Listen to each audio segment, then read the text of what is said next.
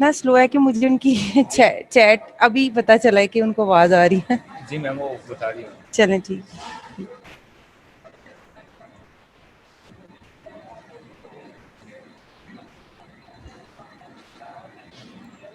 मैं वो दूसरा लेक्चर खोल रही हूँ, अब मैं कर लूँगी इसको, ठीक है?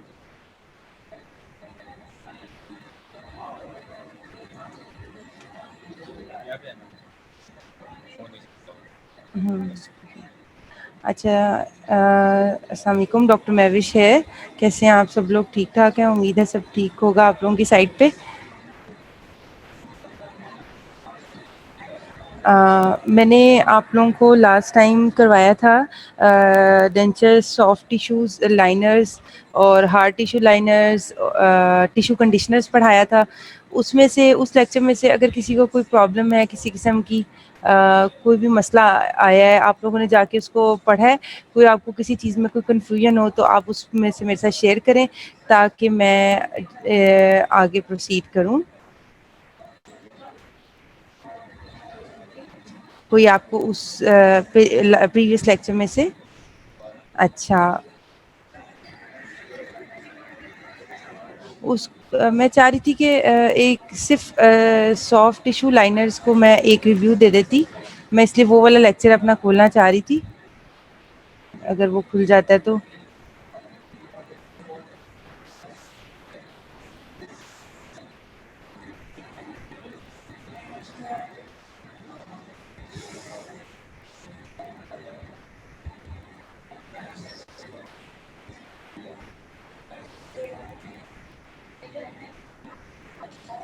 उसमें हमने सबसे पहले जो पढ़ा था वो मैंने आपको पढ़ाया था, उसमें से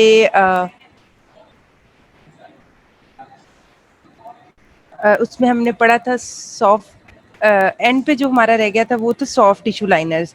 उसमें मैंने आपको बताया था कि वो उसमें 2 तरह के वो आ जाते हैं, टेम्परेरी भी और परमानेंट भी आ जाते हैं। टेम्परेरी जो है वो उससे बहुत ज़्यादा मैच करते हैं जो टिश्यू कंडीशनर्स हैं, ठीक है? और जो परमानेंट हैं उनका जो है वो डिफर करते हैं टिश्यू कंडीशनर से। टेम्परेरी सॉफ्ट लाइनर्स जो हैं are very similar to tissue conditioners and these materials are not as soft as a tissue conditioner immediately after setting, but they retain their softness uh, for longer taking up to a month or two to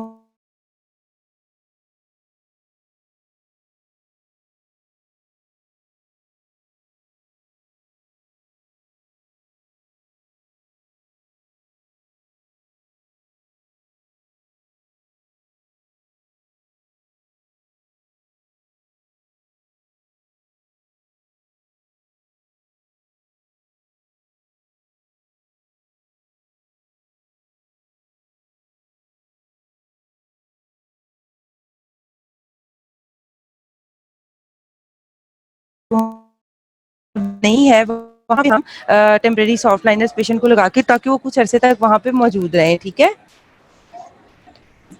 और temporarily improving the fit of an ill fitting denture until such a time. और जब temporary soft tissue liners आप वहाँ पे भी use करते हो जहाँ पे आपने एक नया डेंचर बनाना है, वहाँ पे आप इस्तेमाल करते हो इसको, उससे पहले कि टेम्परेरी तौर पर उसको नीचे डेंचर के पुराने डेंचर के नीचे लगा के भेज देते हैं।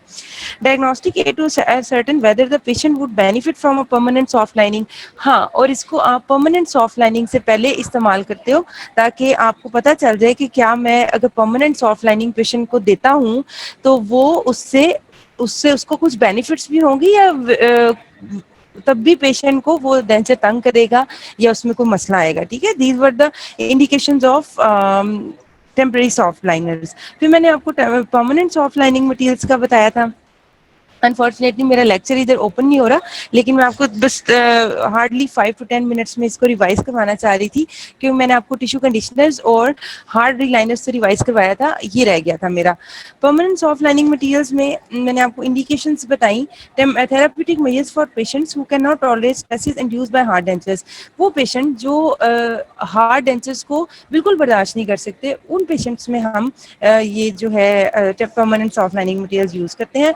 Management of edentulous patients with chronic pain, soreness or discomfort due to prolonged contact between rigid denture base। और कुछ पेशेंट्स जिनके जो जिनकी डेंचर की वजह से वहाँ पे कुछ रेडनेस हो गई है, रैशेज आ गए हैं, वो बर्दाश्त नहीं कर पाते कि वो कोई हार्ड बेस को अपने मुंह में बर्दाश्त कर सकते, उन पेशेंट्स में भी आप परमानेंट जो है सॉफ्ट लाइनर्स लगा के भेज देते हैं कि ये परमानेंटली अब आपका, आइडली तो it should B soft, it should remain soft through out the life time, लेकिन होता ऐसा नहीं है, ठीक है। और जो है इसके अगर हम कुछ प्रॉपर्टीज देखें तो दे हार्डन्स बाय टाइम, इसको कुछ अरसा लगता है हार्ड होने में, और good durable bond with denture base. और एक जो लाइनर है उसका एक आइडियल प्रॉपर्टी तो ये होनी चाहिए कि it should have a proper bond with the denture, तो ये प्रॉपर्टी इसके अंदर मौजूद है परमानेंट सॉफ्ट लाइनिंग में कि it has a good durable bond with the denture base, it is more resistance. और मैंने आपको बताया था कि liner should have an property to overcome the growth of candida albicans, यानी कि वो उसको स्टॉप करना चाहिए, और इसमें ये रेजिस्टेंट होना चाहिए उसकी ग्रोथ में, तो इसमें ये रेजिस्टेंस है, इसमें ये पावर है कि ये कैंडिडा एल्बिकन्स की ग्रोथ को रोक सके, उसको रेजिस्ट कर सके उसकी ग्रोथ को, और बेटर वियर एंड एम्ब्रेजन रेजिस्टेंस, ठीक है। और इसमें मैंने आपको एक अगर मेरी वो खुल जाए तो मैं आपको बताऊं, मैंने आपको इसमें एक वो बताया था, जस्ट अ मिनट, मैंने आपको इसमें एक टेबल बताया था, उस टेबल में हमने देखा था कि डेंचर सॉफ्ट लाइनर्स को हम फर्दर किन कैटेगरीज में डिवाइड करते हैं। तो डेंचर सॉफ्ट लाइनर्स को हमने एक्रिलिक में, सिलिकॉन में और पॉलीफॉस्फाजिन में चेंज किया था, ठीक है। तो उसमें मैंने एक्रिलिक में आपको बताया 3 तरह के मैंने लाइनर्स में उसको डिवाइड किया था, डेंचर सॉफ्ट लाइनर्स को, नॉट हार्ड लाइनर्स, ठीक है। I am talking about denture soft liners. वो एक टेबल था, मैंने आपको कहा था कि आपने उसको याद करना है। अगर ये खुल जाता है तो मैं आपको अभी दिखा देती हूँ वो टेबल, यस।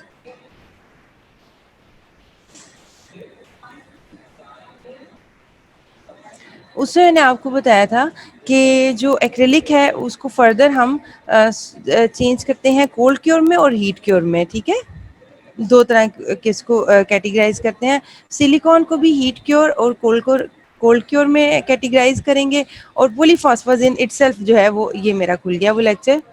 अब मैं आपको वो टेबल दिखाना चाह रही थी, थोड़ा सा रिवाइज, जब तक हम पीछे से चीज़ों को नहीं करेंगे और आगे भागते रहेंगे तो हमें ना पीछे से समझ आएगी ना आगे से समझ आएगी, इसलिए मैं चाह रही थी ये दोबारा रिवाइज करवा रही। अभी भी आपको इसमें कोई भी कन्फ्यूजन है तो मेरा प्रेफरेंस ये होगी कि मैं पहले इसको क्लियर करूँ और फिर आगे चलूँ, ठीक है।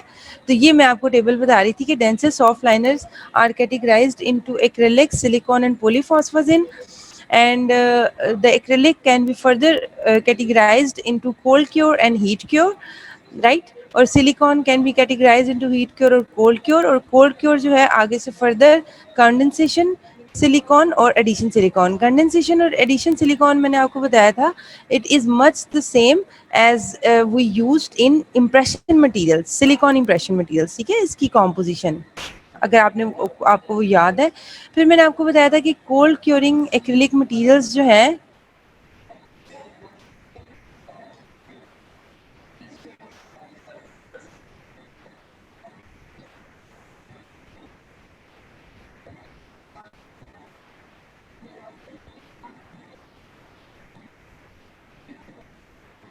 कोल्ड क्योरिंग एक्रिलिक मटेरियल्स जो है वो चेयर साइड रीलाइनर है, या आप उसको क्लिनिक में पेशेंट के अप्लाई करते हो, और जैसे आपने हार्ड रीलाइनर्स को अप्लाई किया था, कोल्ड क्योर की मैं बात कर रही हूँ, not heat cure. Heat cure का जब वर्ड आ गया तो इट मीन्स कि वो लेबोरेटरी प्रोसेसिंग होगी उसकी फर्दर, ठीक है। Or these materials harden within a period of a few weeks or at best a few months and cannot therefore be seriously considered as permanent soft linings. हम permanent soft linings की हमने बात की थी कि they remain permanent for a period of time. तो जो cold cure acrylic materials हैं आप इसको permanent नहीं use कर सकते क्योंकि they get hardens with passage of time or week or few, ठीक है। तो इसको हम टेम्पररी सॉफ्ट लाइनिंग कहेंगे। The chemical composition is similar to heat activated. Chemical composition तो हीट एक्टिवेटेड से ही सिमिलर होती है, सिर्फ एक्टिवेटर को छोड़ के, ठीक है। अगर हम हीट की और लॉन्ग टर्म लाइनिंग मटेरियल्स की बात करें तो ये परमानेंटली सॉफ्ट रहते हैं, काफ़ी अर्से तक ये सॉफ्ट रहते हैं। The heat curing materials are processed in the laboratory and are normally applied to a new denture at the time of production. जब नया डेंचर बनने जाता है उसी टाइम आप इसके साथ अप्लाई कर देते हो उन पेशेंट्स में जिनमें मैंने आपको बताया था कि वो हार्ड बेस को बर्दाश्त ही नहीं कर सकते। इसकी फिर मैंने आपको ये कॉम्पोजिशन बताई थी और फिर मैंने आपको इसका प्रोसीजर बताया। सिलिकॉन के बारे में मैंने आपको बताया कि it is much similar to those silicone materials that have started in impression materials, ठीक है। और इसका जो आगे हम इसको कंडेंसेशन में और एडिशन में चेंज इसको हमने इसको डिवाइड किया था। तो कंडेंसेशन में इसकी पेस्ट और लिक्विड फॉर्म में होता है ये, अगर आप इधर से देखें, ठीक है।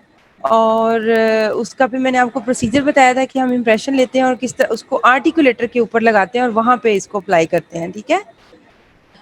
एडिशन जो है वो आता है कार्ट्रिज गन सिस्टम में आता है, ऐसे ही जैसे आप पिक्चर में देख रहे हो। The addition curing silicones have only recently become available. They are applied as two paste which are proportional and mix using a cartridge gun system. ये हाईली रेजिलियंट होते हैं, retain softness and elasticity, low tear and abrasion resistance. इसकी आप property in ये properties आपने इस तरह याद करनी है कंपैरिजन कर करके, ठीक है, फिर आपको मुश्किल नहीं होगी। स्क्रीन रुकी हुई है। महानूर आप देखिए मैं स्लाइड नंबर 36 में हूँ, अगर आपको वो नज़र आ रही है, स्लाइड नंबर 36। स्लाइड नंबर 2 आ रही है, 2 वो सोल्डरिंग की आ रही होगी, मैं आपको करवा रही हूँ। खैर मैं दोबारा से शेयर करती हूँ स्क्रीन को। हाँ जी, अभी देखें स्लाइड नंबर 36 शो हुई है आपको।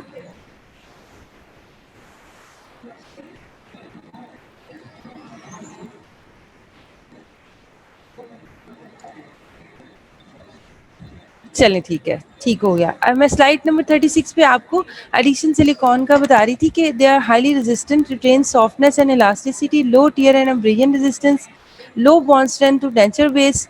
जो इसका ड्रॉबैक है, more susceptible to growth of, ये भी इसका ड्रॉबैक है कि it does not resist the growth of fungal और अदर माइक्रो ऑर्गेनिजम्स ग्रोथ, ठीक है। There also processed in laboratory on the fitting surface of the denture, ये भी लेबोरेटरी का प्रोसीजर है। I am talking about addition silicone, right. अभी मैं आ गई हूँ slide number. Polyphosphazene are supplied in sheet form and are manipulated in a similar manner to heat cure silicone products. Recommended curing time बताया हुआ है, ये आपने देखना है इसको, ठीक है।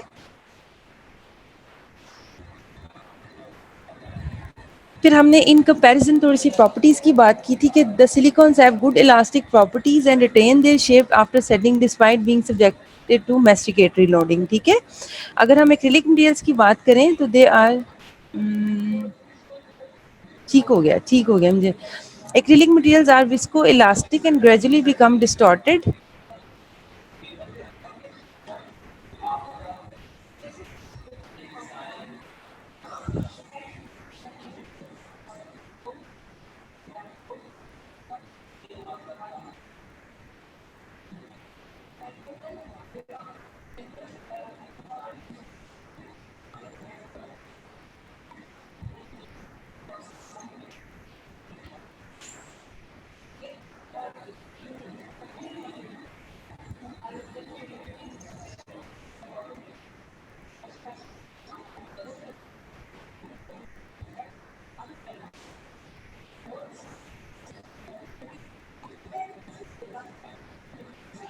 The silicons have good, the acrylic materials are viscoelastic and gradually become distorted. There is a tendency for the materials to flow away from areas of greater stress during causing the cushioning effect to be lost. मतलब ये acrylic materials की एक drawback है कि वो areas of greater stress से लो की तरफ मूव करता है, जिसकी वजह से उसका कुशनिंग इफेक्ट जो है विद पैसेज ऑफ टाइम खत्म भी हो जाता है। अच्छा, ये एक आपका एमसीक्यू क्वेश्चन आता है, the thickness of soft lining of 2 to 3 millimetre is required for adequate cushioning effect, right.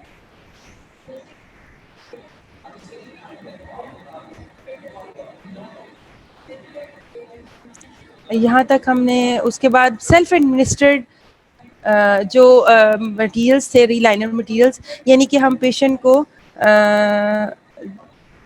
को हम कह देते हैं कि आप ये ट्यूब परचेज कर लें और जब जब आपको जहाँ पे मसला हो आप इसको अप्लाई कर लें और इसकी जो मैनिपुलेशन है वो उसके पीछे, मैनिपुलेशन तो इसमें ज़रूरी नहीं होती, वो एक ही उसमें पेस्ट फॉर्म में मिल जाता है, लेकिन इसके कुछ ड्रॉबैक्स थे जिसकी वजह से इसको रिकमेंड नहीं किया जाता। Cases of irritation, severe bone loss and tumors related to the use of self administered denture lining materials have been documented। इसकी वजह से इसको मना किया जाता है।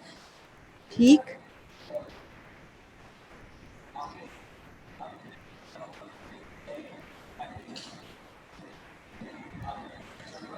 ये हो गया। अच्छा जी, ये तो था हमारा सारा रीलाइनर्स। मुझे उम्मीद है कि आपको इंशाल्लाह इसमें अभी कोई मसला नहीं होगा। इसको बड़े अच्छे तरह से आपने इसको इस तरह याद करना है कि आपने कंपैरिजन में इसको लिख लेना। आप अपने एक रजिस्टर लें, उसमें तीनों का कंपैरिजन बना के तीनों की प्रॉपर्टीज़ के सबसे पहले तो आप आइडियल प्रॉपर्टीज़ एक लाइनर की क्या होनी चाहिए, आइडियल प्रॉपर्टीज़ क्या होनी चाहिए, ठीक है। उसके बाद फिर आप उन तीनों को सामने रखें और देखें कि जो है वो क्या मसला है उसका, उस सॉफ्ट टिश्यू लाइनर का क्या प्रॉब्लम है जो हार्डी लाइनर्स में नहीं है, हार्डी लाइनर्स का क्या एडवांटेज है जो सॉफ्ट लाइनर में नहीं है, ठीक है। इस तरह से आपने इसको याद करा। That's all from denture relining materials. अच्छा, आज जो हमारा मैं आप जो लेक्चर जो हमने स्टार्ट करना है आज, जो हमने वो है सोल्डरिंग, ठीक है। जो हमारा आज का टॉपिक है दैट इज सोल्डरिंग।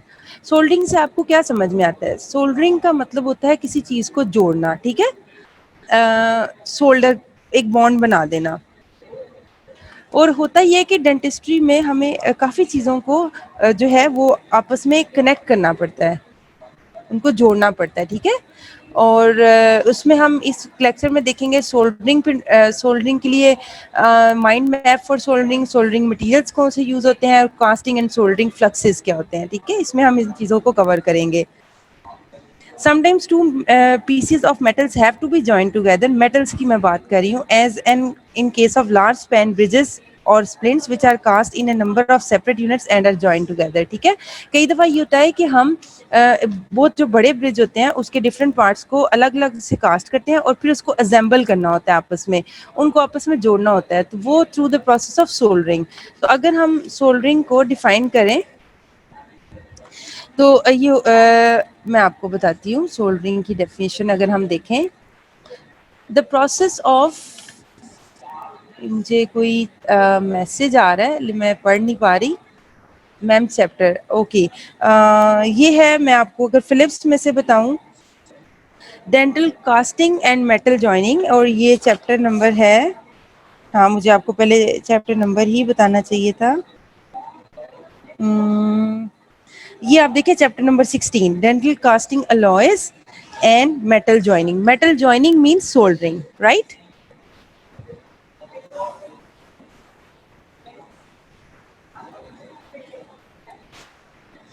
ठीक हो गया। अच्छा, अब आप ना पहले स्लाइड की तरफ देखने से पहले आप पहले मेरी बात को सुने, ठीक है। सोल्डरिंग में आपने तीन आपको टर्म्स यूज होंगी जो आपको कंफ्यूज कर देती है, that is soldering, brazing and welding. Welding का वर्ड आपने बहुत कॉमनली सुना हुआ है, वेल्ड जी करवा लो, ये आपका कोई भी मेटल की चीज़ आपकी टूटती है आप कहते हैं इसको वेल्ड करवा लो। तो इन तीनों में थोड़ा सा डिफरेंस है, इन तीनों डेफिनेशंस में। जो डेंटिस्ट्री है हम उसमें वेल्डिंग का वर्ड नहीं यूज़ करते, हम सोल्डरिंग यूज़ करते हैं, ठीक है। तो soldering is different from brazing and welding. अच्छा, अगर हम सोल्डरिंग की बात करें तो सोल्डरिंग होता यह है कि दो मेटल कंपोनेंट्स को हम जोड़ते हैं। शाहिना नुसरत का चैप्टर मैं आपको वो भी बता देती हूँ अगर आपने सामने उसको रखना है। महानूर, ये चैप्टर नंबर 15 है, ठीक है। ठीक है, अब आप लोग कॉन्सेंट्रेट करें अभी जो मैं आपको बता रही हूँ, ठीक है। जब तक आप इसे सुनेंगे नहीं, ये देखिए ये स्लाइड्स तो आपको मिल भी जाएंगी और आपको सब जगह पे लिखा हुआ मिल जाएगा, लेकिन सिर्फ आप इसको अंडरस्टैंड करें ताकि आपको समझ आ जाए, बस समझ आना ज़रूरी है। अगर सोल्डरिंग की डेफिनेशन की हम बात करें, it is a process of joining two metal parts by flowing a third metal between them. होता ये है कि अगर आप देखो वेल्डिंग जब होती है ना, तो वेल्डिंग में दो मेटल पार्ट्स जुड़ते हैं और हम हाई एक फ्लेम जलाते हैं जिसकी वजह से उसके पार्ट्स मेल्ट होते हैं और वापस में जुड़ जाते हैं। लेकिन सोल्डरिंग में क्या होता है, एक तीसरी मेटल को मेल्ट करके आप उन दो पार्ट्स को जिनको जोड़ना है उसके अंदर फ्लो करवा देते हो और एक बॉन्ड बन जाता है उनके दरमियान। So we can define soldering is a process of joining two metal parts by flowing a third metal between them. This filler metal is called a solder. और जो वो filler process is called soldering, और the filler metal which is use to which is use in between these two joining metals is called solder, right? Solder has a lower fusion temperature than the metal parts being joined. और जो solder है, जो जिस metal ने जोड़ना है, उसका melting temperature उन दोनों सबस्ट्रेट मेटल से, जिन मेटल्स को हमने जोड़ना है, उससे बहुत कम होता है उसका मेल्टिंग टेम्परेचर, क्योंकि अगर वो कम नहीं होगा तो फिर तो जॉइनिंग मेटल्स भी मेल्ट कर जाएंगी। तो हमने ऐसे सोल्डर यूज करना है, ऐसी metal as a solder use करना है जिसका मेल्टिंग टेम्परेचर कम हो, ठीक है, उन दोनों मेटल से जो जिनको हमने जोड़ना है, ठीक है। तो मोस्टली ये होता है कि solder has a lower fusion temperature than the metal parts being joined. The melting temperature of the solder should not exceed 450 degree C, ठीक है। और ये तो अगर हम इसकी दूसरी डेफिनेशन देखें, इसको हम दो तीन तरह से डिफाइन कर सकते हैं। The process of building up a localised area और joining the two metal components by using a filler metal and heating them below the solidus temperature and at the liquidus temperature below 450 degree C. अच्छा, आपने सॉलिडस्ट temperature और liquidus temperature, अगर आपको इसका knowledge है तो फिर आप इस डेफिनेशन को समझ सकते हो। सॉलिडस्ट टेम्परेचर, ये आपने पढ़ा भी है मेटल्स में, सॉलिडस्ट टेम्परेचर वो मैक्सिमम टेम्परेचर है जिसपे एक मेटल जो है वो सॉलिड होती है। उसके बाद अगर आपने उससे ज्यादा एक्सीड करना शुरू कर दिया तो वो सॉलिड जो है वो लिक्विड में चेंज होता जाता है। तो वो maximum temperature at which the metal is a solid is called solidus temperature and at the liquidus temperature, और लिक्विडस्ट टेम्परेचर वो मैक्सिमम टेम्परेचर है, मैक्सिमम टेम्परेचर जिसपे सारी मेटल जो है वो मेल्ट हो चुकी हुई है, ठीक है। तो इट इज कॉल्ड लिक्विडस्ट टेम्परेचर। तो जो होता ही है कि bye using a filler metal, ऐसी फिलर मेटल जिसका जो लिक्विडस्ट टेम्परेचर हो वो 450 डिग्री सी से कम हो। मैंने आपको बताया कि उसका फ्यूजन टेम्परेचर कम होना चाहिए।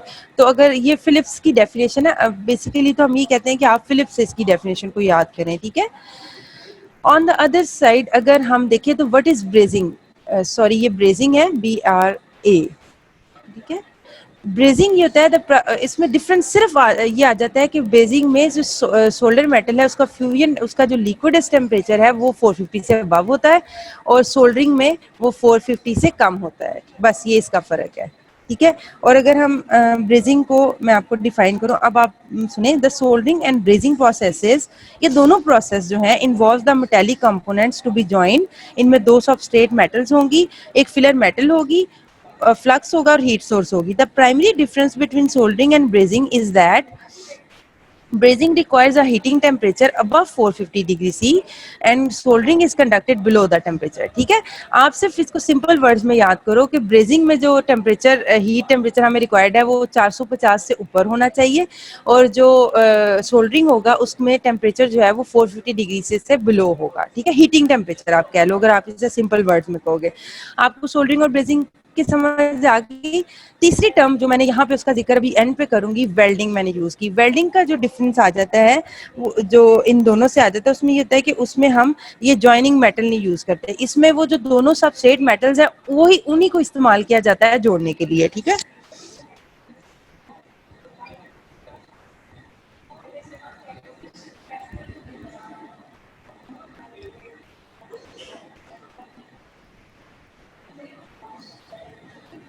ठीक हो गया। तो हम वेल्डिंग जो है, वेल्डिंग सोल्डरिंग और ब्रेजिंग से इस तरह डिफर करती है कि उसमें हम वो जो है नई सोल्डर यूज नहीं करते, आप कह लें। द जॉइनिंग ऑफ टू और more metals by applying heat pressure और both without a filler metal to produce a localised union across the interface through fusion और डिफ्यूजन। और अगर किसी किसी अगर वेल्डिंग में अगर वो कहते हैं कि जरूरी नहीं कि फिलर मेटल्स ना, किसी किसी में यूज भी रहती है। अगर वो यूज हो filler metal, the thickness of the filler metal if use may be so much greater than the capillary dimension encountered in brazing. Usually no filler metal is use in welding. अगर आप ज्यादातर देखो तो welding में हम filler metals को use नहीं करते, ठीक है। अच्छा जी। अब हम अगर अब यहाँ तक आप मुझे बताएं कि आपको सोल्डरिंग की समझ आई, सोल्डर का समझ आया, और सोल्डरिंग और ब्रेजिंग में क्या चीज़ का डिफरेंस है ये समझ आया, मुझे ये पहले बताएं, फिर मैं आपको आगे लेके चलती हूँ।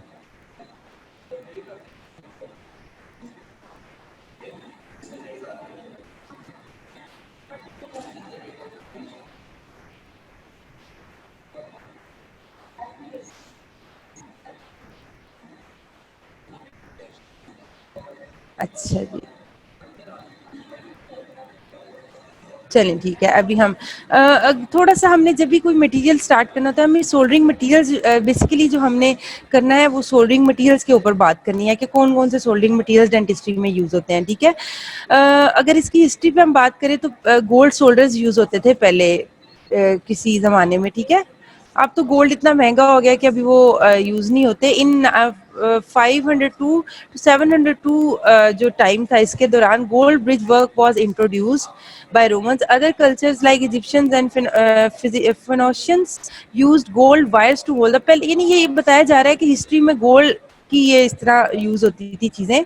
Letter as the use of metals came into dentistry, so then the techniques of soldering. पहले सोल्डर्स के तौर पे गोल्ड भी यूज होता था, जब जैसे जैसे मेटल इंट्रोड्यूस हुई तो जो है गोल्ड सोल्डर्स भी रिप्लेस हो गए विद मेटल्स, ठीक है, क्योंकि वो बहुत प्रीशियस मेटल है, हम उसको नहीं यूज कर सकते कॉमनली।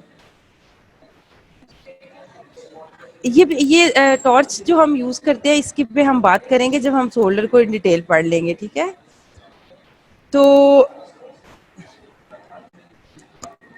अभी आप ना, अब आप थोड़ा सा देखो कि मैं आपको पहले कंपोनेंट्स बताना था। अच्छा जी, सोल्डरिंग में अब हम उसको कितने पार्ट्स में हम उसमें, यानी हमारे उस प्रोसीजर में क्या क्या यूज होता है। उसमें सबस्ट्रेट मेटल यूज होंगी, उसमें एक joining metal which is called solder use होगा, फ्लक्स यूज होते हैं, फ्लक्स मैं आपको बताऊंगी क्या होते हैं, और एक हीट सोर्स होती है कि आपने हीट किस किस सोर्स से दी है, ठीक है, वो टॉर्च है या डायरेक्ट हीटिंग सिस्टम है, क्या सोर्स है उसका, ठीक है।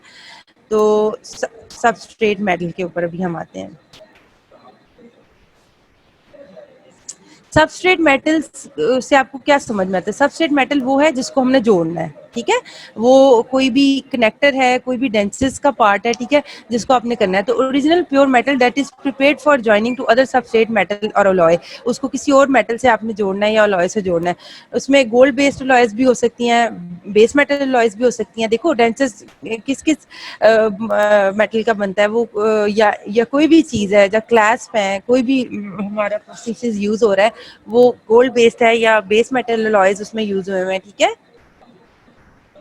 कंपोजिशन जो है determines melting range, oxide formation और wettability of the substrate by the molten alloy. Composition जो है सबस्ट्रेट की वो बड़ा इंपॉर्टेंट है ये डिटरमिन करने के लिए कि वो उसके ऊपर कितनी इम्प्योरिटीज होंगी, ठीक है, और उसकी वेटेबिलिटी कितनी होगी विद द सोल्डर। यानी कि देखें, आपने कोई भी चीज़ अगर जोड़नी है ना, तो उसके ऊपर ना इम्प्योरिटीज नहीं होनी चाहिए, ठीक है। उसके अंदर ये एबिलिटी होनी चाहिए कि उसके ऊपर वो जो हमने मोल्टन मेटल, वो जो हमने मेल्ट करके मेटल जिससे जोड़ना है वो फ्लो कर सके, ठीक है। तो ये कंपोजिशन बताती है कि इस पे कितनी, इस मेटल सबस्ट्रेट मेटल के ऊपर कितना इसका वो होगा, इम्प्योरिटीज होंगी, ऑक्साइड फॉर्मेशन होंगे, और इसकी वेटेबिलिटी यानी कैपेबल कितना है ये कि उसको अपने ऊपर फ्लो करवा सके। ये उसकी कंपोजिशन सबस्ट्रेट मेटल की डिटरमिन करती है। मेल्टिंग रेंज भी इसमें इंक्लूड है। ठीक हो गया, सोल्डरिंग का हमने सबस्ट्रेट को पढ़ लिया। सोल्डर का मैंने आपको बताया कि सोल्डर वो है जिससे हम जोड़ते हैं। उसके बाद अब फ्लक्स रह गया, अब फ्लक्स पे बात करते हैं।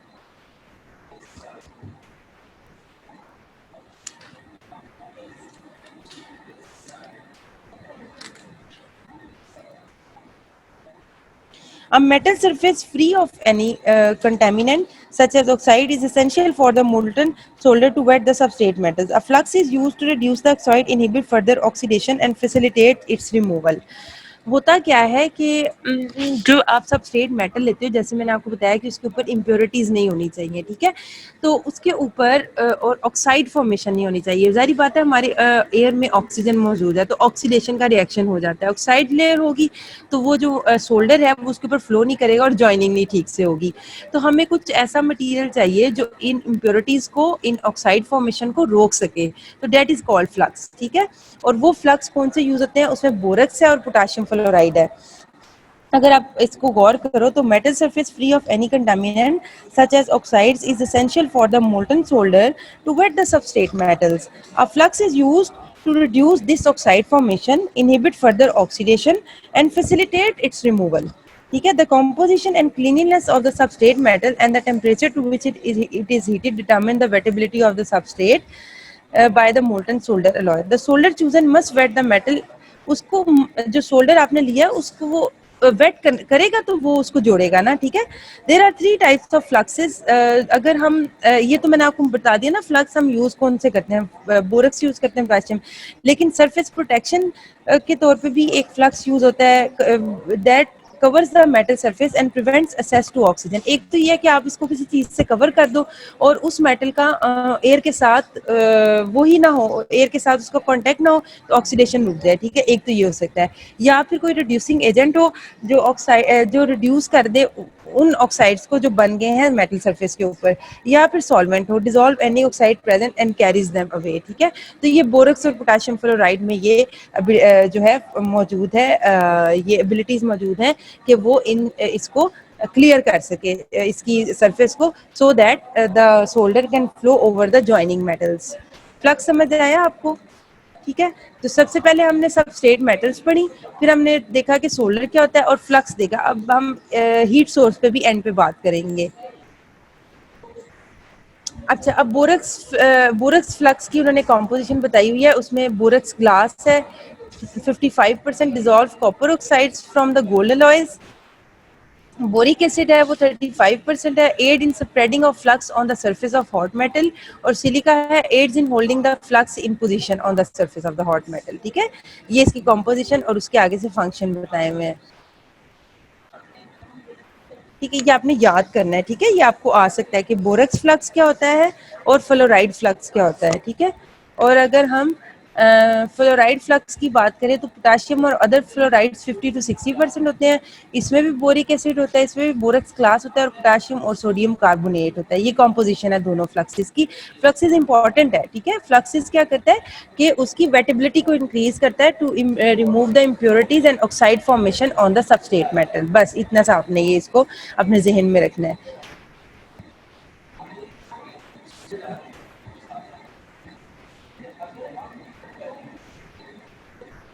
अच्छा, और कुछ एंटी फ्लक्सिंग भी यूज होते हैं. अगर हम चाहते हैं कि वो मेटल जो है इतने एरिया तक बस फ्लो करे, उससे आगे फ्लो ना करे, तो हम वहाँ पे एंटी फ्लक्सेस लगा देते हैं. ठीक है.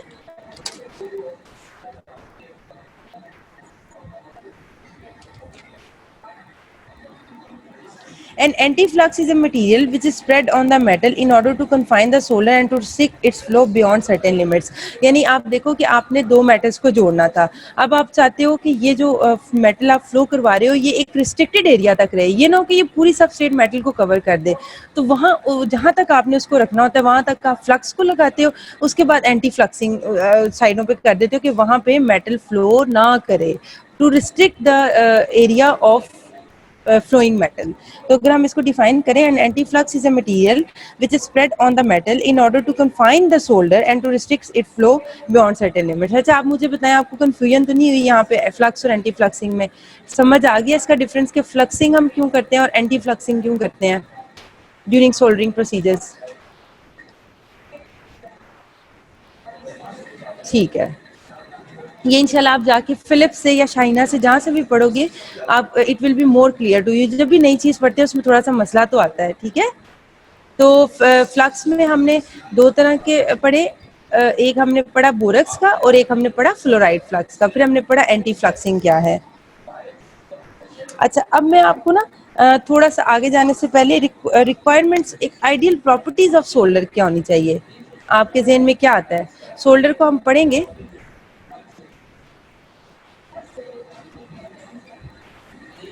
कि एक सोल्डर है उसकी जो है आइडियल प्रॉपर्टीज, अगर हम कहें कि जी हमें ये वाला सोल्डर यूज करना चाहिए, इसकी ये प्रॉपर्टीज है.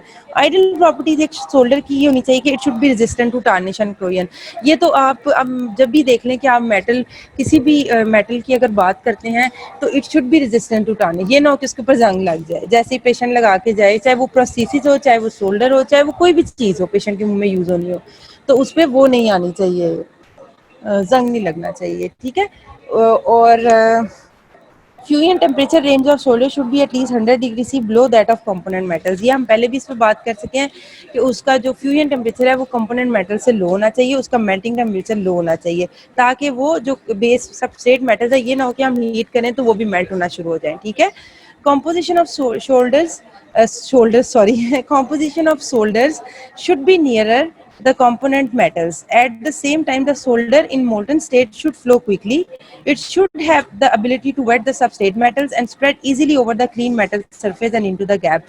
और इसमें ये ability होनी चाहिए कि ये fluidity, अगर हम बात करें कि ये easily flow कर जाए, और इसका जो composition है वो nearly same होनी चाहिए ideally to substrate metals, और इसकी wetting ability अच्छी होनी चाहिए कि वो easily flow करके एक जो है वो जॉइन एक जोड़ बना दे उसके। Molten solder should adhere to the metal parts and should not cause pitting of the solder joint. ये नहीं होना चाहिए कि उसमें पिट्स हो जाए, वो एक बड़ा एक स्मूथ सा एक जॉइंट होना चाहिए उन दोनों के दरमियान।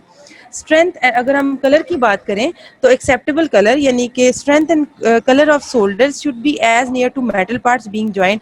एस्थेटिकली अगर हम बात करें तो उसका जो है वो वो होना चाहिए कलर, वो ज्वाइनिंग मेटल की तरह होना चाहिए, ठीक है।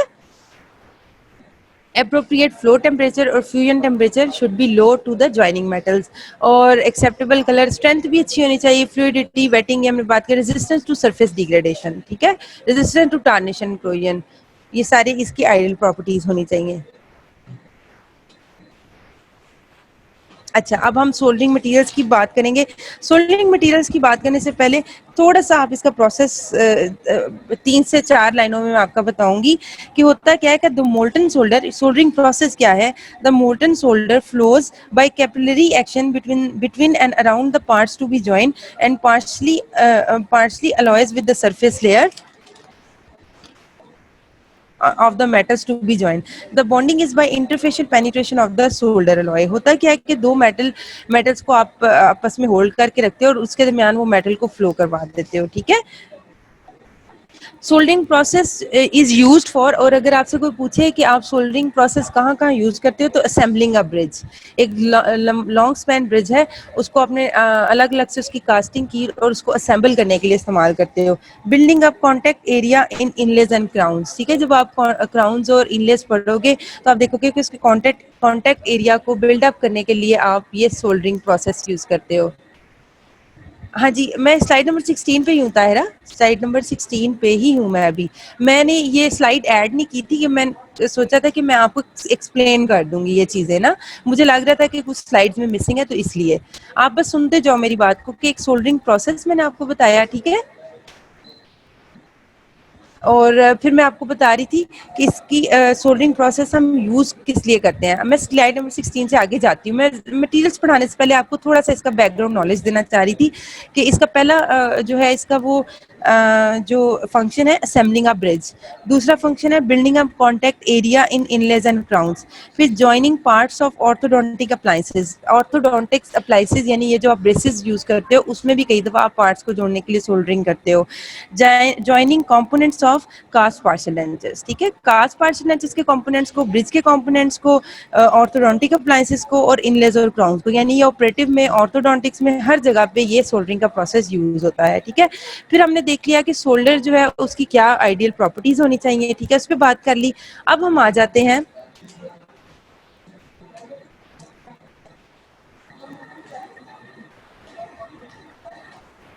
अच्छा methods.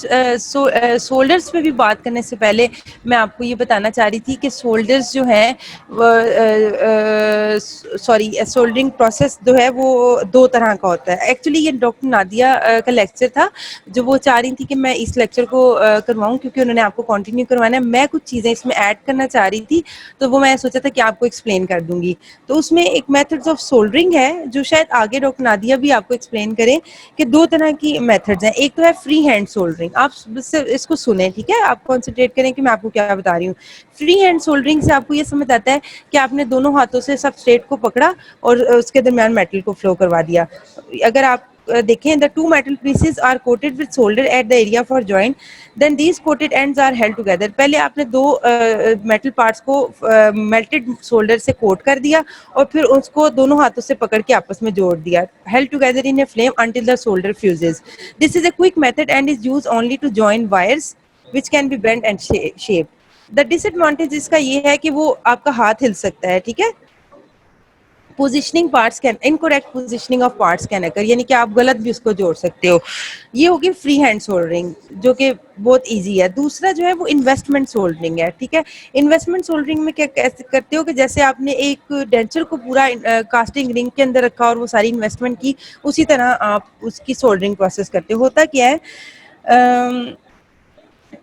the metal pieces to be joined together are assembled in a position with a moderate gap of 0.1 millimeter produced by placing up एक tin foil आप उन दोनों के दरमियान रख देते हो सबस्ट्रेट मेटल के। This assembly is first joined with, फिर उसके अंदर sticky wax के साथ उसको जोड़ देते हो।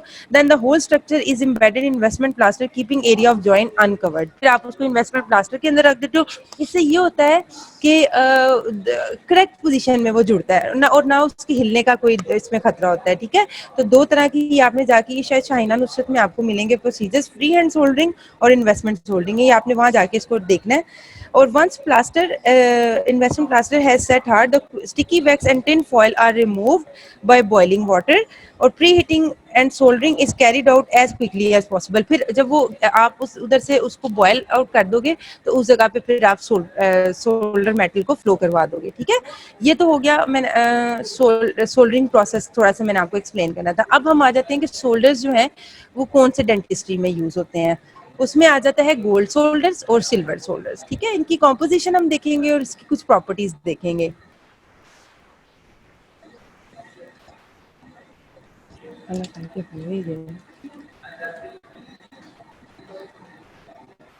गोल्ड सोल्डर्स की अगर आप कॉम्पोजिशन देखें तो इसमें 45 से 81% जो है वो गोल्ड यूज होता है। सिल्वर इसमें 8 से 30% है, कॉपर 7 से 20% है और जिंक और फास्फोरस है। Gold and copper are the primary ingredients. Fineness is used to indicate the parts of gold और increase resistance to surface degradation. Gold is very biocompatible, इसकी बहुत ज़्यादा प्रॉपर्टीज़ हैं जिसकी वजह से ये गोल्ड जो है वो यूज़ होता था। ज़्यादातर 18 से 20 carat with a melting range of 750 to 850 degree से यूज़ होता है। Gold solders are used for cast gold components, जहाँ पे आपने गोल्ड कंपोनेंट्स को सोल्डरिंग करनी हो। बॉन्डिंग ऑफ प्रिसीजन अटैचमेंट्स आप आगे प्रोसेटिंग में पढ़ोगे, ठीक है। उनकी बॉन्डिंग के लिए to connect rod gold clasp to denture bases, clasp को डेंचर बेसिस के साथ अटैच करने के लिए भी आप गोल्ड सोल्डर्स को यूज करते हो। और जो फ्लक्स आप यूज करते हो गोल्ड सोल्डर्स के साथ वो सोडियम टेट्राबोरेट है और 45% और 35% बोरिक एसिड है और 10% सिलिका, ठीक है। एंटी फ्लक्स जो आप इसमें यूज करते हो वो सस्पेंशन ऑफ ग्रेफाइट चॉक और रॉड्स है, ठीक है। अब आपने गोल्ड सोल्डर्स में क्या बातें याद करनी है, एक इसकी कॉम्पोजिशन देखनी है, दूसरा आपने देखना है कि ये कहाँ कहाँ यूज होता है गोल्ड सोल्डर, इसमें फ्लक्स कौन सा यूज हुआ है और एंटी फ्लक्स कौन सा यूज हुआ है, ठीक है। और अगर हम सिल्वर सोल्डर की बात करें तो सिल्वर सोल्डर में 10 to 80% सिल्वर है, 10 to 50% जो है वो कॉपर यूज हुआ है, जिंक जो है वो 4 से 35% यूज हुआ है, निकल टिन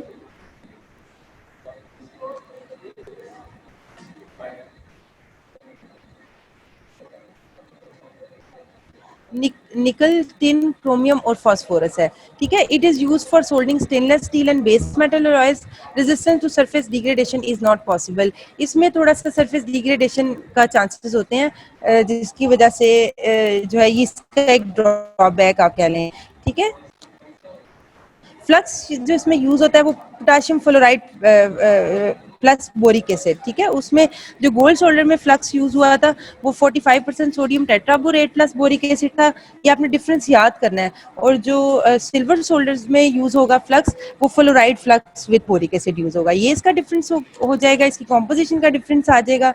और एंटी फ्लक्स भी इसमें जो है, एंटी फ्लक्स हमने गोल्ड में बात की कि हमने सस्पेंशन ऑफ ग्रेफाइट चॉक और रॉड्स यूज करेंगे, ठीक है।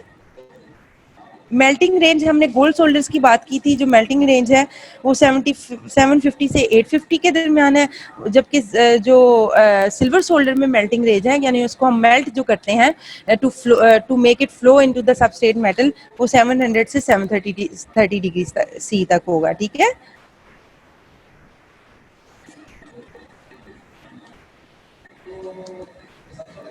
हीट सोर्स पे भी अच्छा, जो हमने 500, अब हमने इसके कंपोनेंट्स की जब बात की थी तो हमने कहा था कि सोल्डरिंग में सबस्ट्रेट है, सबस्ट्रेट मेटल्स हमने बात कर ली, सोल्डर की हमने बात कर ली कि सिल्वर और गोल्ड सोल्डर्स मोस्टली यूज होते हैं, और उनकी प्रॉपर्टीज की बात कर ली, फ्लक्स हमने और एंटी फ्लक्सिंग देख लिया, और फ्लक्सेस कौन कौन से यूज होते हैं और फ्लक्स का क्या फंक्शन होता है, एंड पे रह जाता है हीट सोर्स। आज मैं आपको हीट सोर्स नहीं करवाऊंगी, हीट सोर्स जो है वो हम नेक्स्ट लेक्चर में करेंगे।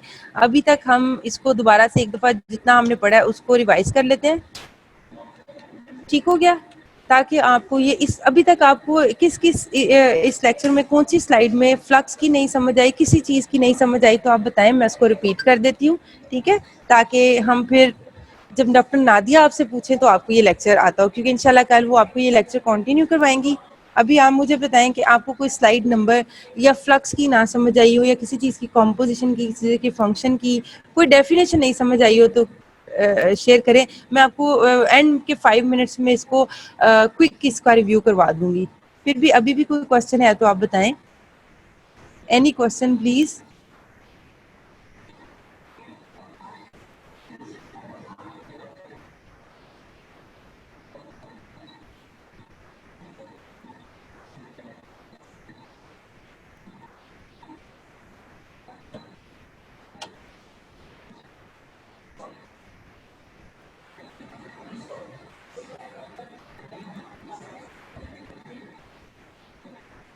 तहरीम कह रही है फ्लक्स रिपीट करने।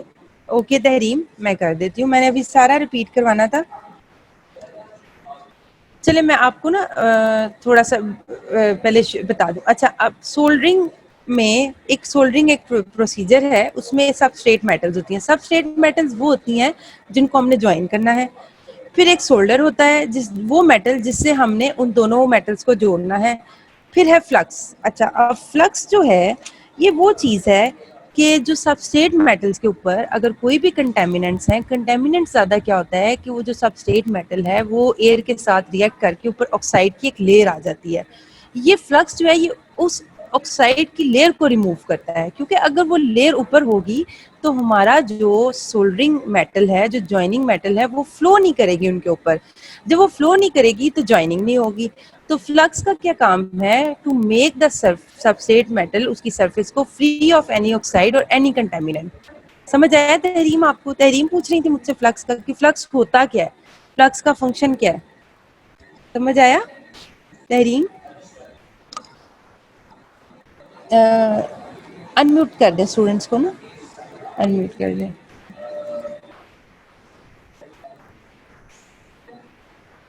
ठीक है तहरीम, फ्लक्स ये होता है। अब हमने ये देखना है फ्लक्स को, अगर हम इसकी मतलब डेफिनेशन अगर आप देखो तो आप इसको गौर करो कि a flux is a substance which is added in metals to assist in the separation of foreign substances from metals by forming a slag। ठीक है, वो उनके ऊपर से वो जो फॉरेन, जी स्टूडेंट्स को, हाँ जी सबको कर दें, ताकि मैं क्वेश्चन उसको जो है फॉरेन सब्सटेंस को रिमूव कर देता है उसके ऊपर से। ठीक है, ताकि हमारा जो सोल्डर है वो इजीली उसके ऊपर फ्लो कर सके।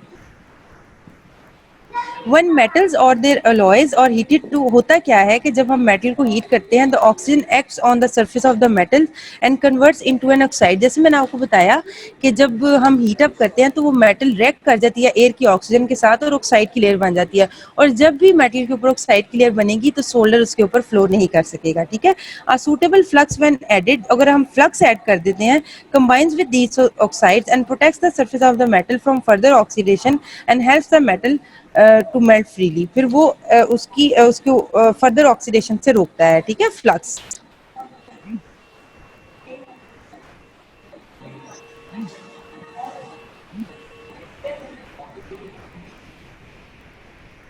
और फ्लक्स जो है वो मैंने आपको बताया था कि 3 तरह के जो फ्लक्स हैं हम यूज़ करते हैं। टाइप 1 जो है वो एक फ्लक्स एक ऐसा मटेरियल होता है, उसमें सरफेस प्रोटेक्शन, वो पूरी सरफेस को हम कवर कर देते हैं। कवर्स द पहला टाइप क्या है, covers the metal surface and prevent access, वो ऑक्सीजन के साथ उसका सामना ही नहीं होगा उस सरफेस का, तो वो ऑक्साइड नहीं बनेंगे। दूसरा टाइप ऑफ फ्लक्स वो है, वो रिड्यूसिंग एजेंट है। Reducing agent reduces any oxide present and exposes clean metal, वो जो ऑक्सीडाइज हो चुका है सरफेस उसको रिड्यूस कर देगा। तो टाइप 2 फ्लक्स जो वो रिड्यूसिंग एजेंट है। टाइप 3 जो है वो सॉल्वेंट है, dissolve any oxides present and carries them away. तो 3 तरह के हो गए, एक कवर करता है, एक रिड्यूसिंग एजेंट है और एक सॉल्वेंट है, ठीक है। और अगर हम इसके नाम की तरफ जाएं, मतलब ये कौन से यूज होते हैं, तो इसमें मोस्टली बोरक्स और पोटेशियम फ्लोराइड फ्लक्सेस यूज होते हैं, ठीक है। बोरक्स फ्लक्स की आप फिर कॉम्पोजिशन देखोगे कि बोरक्स फ्लक्स जो है उसकी कॉम्पोजिशन, और फिर आप देखोगे कि उसमें कौन कौन से ऑक्साइड डिजॉल्व होते हैं, उसमें बोरिक एसिड होता है, सिलिका होता है, ठीक है। और फ्लोराइड फ्लक्स जो है उसमें पोटेशियम और अदर फ्लोराइड्स होते हैं, बोरिक एसिड होगा, बोरक्स ग्लास होगा, पोटेशियम और सोडियम कार्बोनेट होगा, ठीक है। पता नहीं आपको अनम्यूट इन्होंने किया है कि नहीं। अगर आप मुझसे कोई तहरीम आपको फ्लक्स का समझ आया, ठीक है, आपने जाके इसको फिलिप्स से या शाइना नुसरत से इसको पढ़ना है, इंशाल्लाह आपको क्लियर हो जाएगा, ठीक है।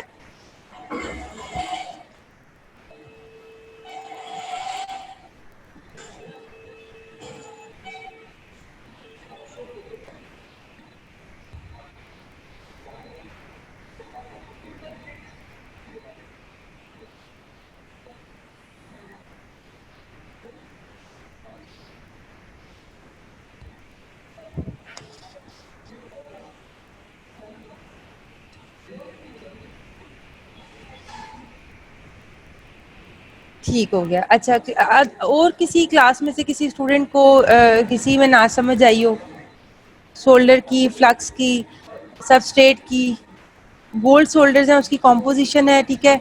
सिल्वर सोल्डर्स यूज होते हैं, गोल्ड सोल्डर्स कहाँ कहाँ यूज होते हैं, इसका मेल्टिंग रेंज क्या है, और ये इसका यहाँ पे हमने मेंशन नहीं किया हुआ है कि ये कहाँ कहाँ यूज होता है, ठीक है। फिर सिल्वर सोल्डर्स हैं, silver shoulders use for soldering stainless steel and base metal alloys, ठीक है। और इसका जो मेल्टिंग रेंज है हमने वो 700 से 730 डिग्री सी तक पढ़ा, इसका मेल्टिंग रेंज है, ठीक है। इसकी कॉम्पोजिशन में देखा कि क्या क्या मेन मेटल्स यूज हुई हैं, इसमें सिल्वर यूज हुआ है, कॉपर यूज हुआ है, जिंक, निकल, टिन, क्रोमियम एंड फॉस्फोरस, ठीक है। Any question class, any question from this lecture?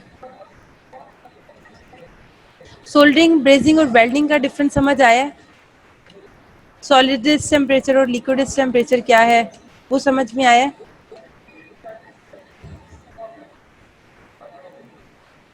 चलें, ठीक है। इट मीन्स कि लेक्चर इजी था आज का, इसमें कोई बोरिंग तो नहीं था, कोई मसला तो नहीं मेरे बिहाफ पे या कोई?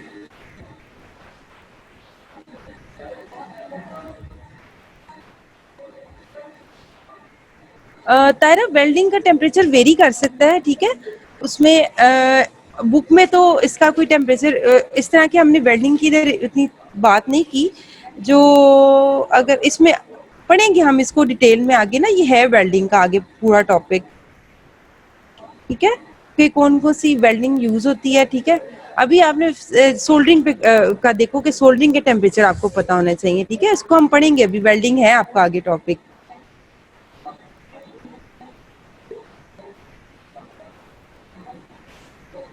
ब्रेजिंग में जो है वो liquid temperature above 450 degree C है, और फ्यूजन टेम्परेचर जो सोल्डर मेटल का है, और जो सोल्डरिंग है उसमें 450 डिग्री सी से कम है। ये आपने फिलिप्स में चैप्टर नंबर 14 आई थिंक मैंने आपको बताया, उसमें जाके आपने जॉइनिंग ऑफ मेटल एक टॉपिक है, ठहरे मैं आपको, हाँ जी, joining of dental alloys, page number 389 पे, उसमें बड़ा अच्छा तीनों में डिफरेंस बताया हुआ है। ये पूरा पैराग्राफ है क्लास 389 पेज ऑफ फिलिप्स।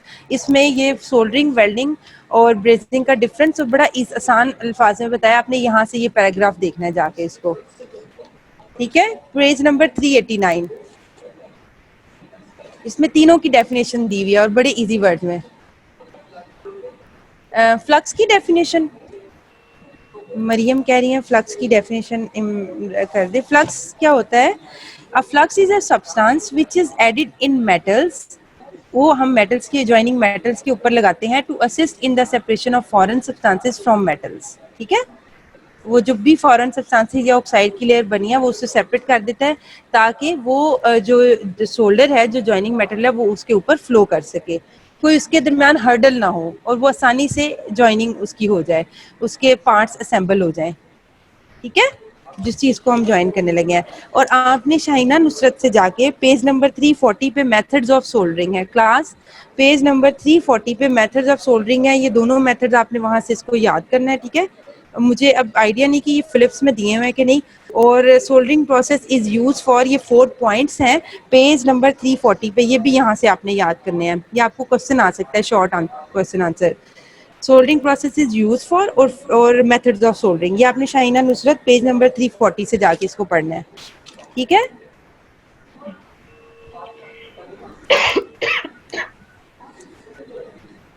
चलें चले ठीक है. Thank you very much for listening. Hopefully कि आज का लेक्चर आपको समझ, अगर कुछ नहीं भी समझ आया तो किसी ने परेशान नहीं होना, हम इसको नेक्स्ट लेक्चर में देख लेंगे. अभी मैं आप लोगों का जो टेस्ट है वो उसका कंपाइल करने जा रही हूँ. अभी देखते हैं आप लोगों का क्या रिजल्ट आता है ओवरऑल इंशाल्लाह. अब मैं वहाँ जाके इसको कंपाइल करूँगी.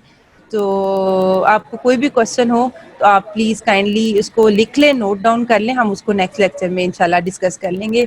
Thank you very much for listening. Take care. अल्लाह हाफिज़.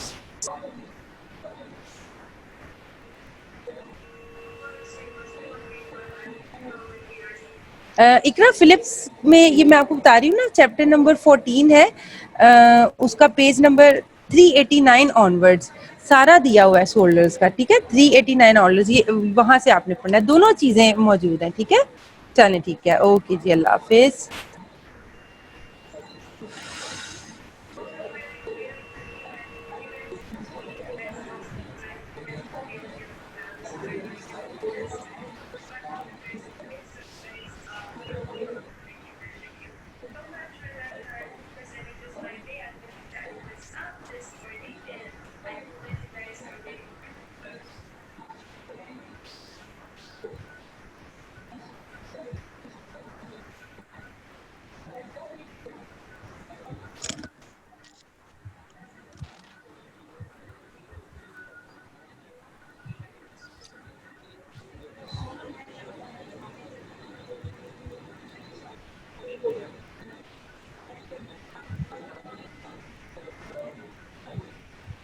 अस्सलाम वालेकुम क्लास, कैसे हैं आप लोग? ठीक ठाक है सब? जी, प्लीज़ अगर किसी को सही से समझ ना आ रहा हो या आवाज़ क्लियर नहीं आ रही है तो चैट बॉक्स में एक मैसेज छोड़ दें.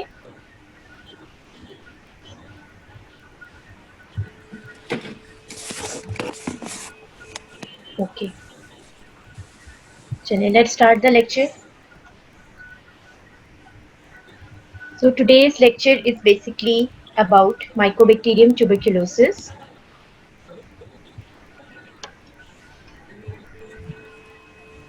ठीक है, ओके. So let's start. सबसे पहले तो हम just to create a little interest in the topic, हम कुछ celebrities की photos लिखेंगे, ठीक है, who have been infected with this bacterium in some stage of their life. And as you all know that Qaid-e-Azam Muhammad Ali Jinnah, he had pulmonary tuberculosis, and which was not cured till the end of his life. Okay, so he died of it. Second famous personality is John Keats. मेरे ख्याल है आप में से काफ़ी लोगों को idea होगा about the famous poet. Okay, he also developed pulmonary tuberculosis. And third, I would like to share the famous movie star Amitabh Bachchan. He also developed tuberculosis, but he is a survivor, and it was liver tuberculosis.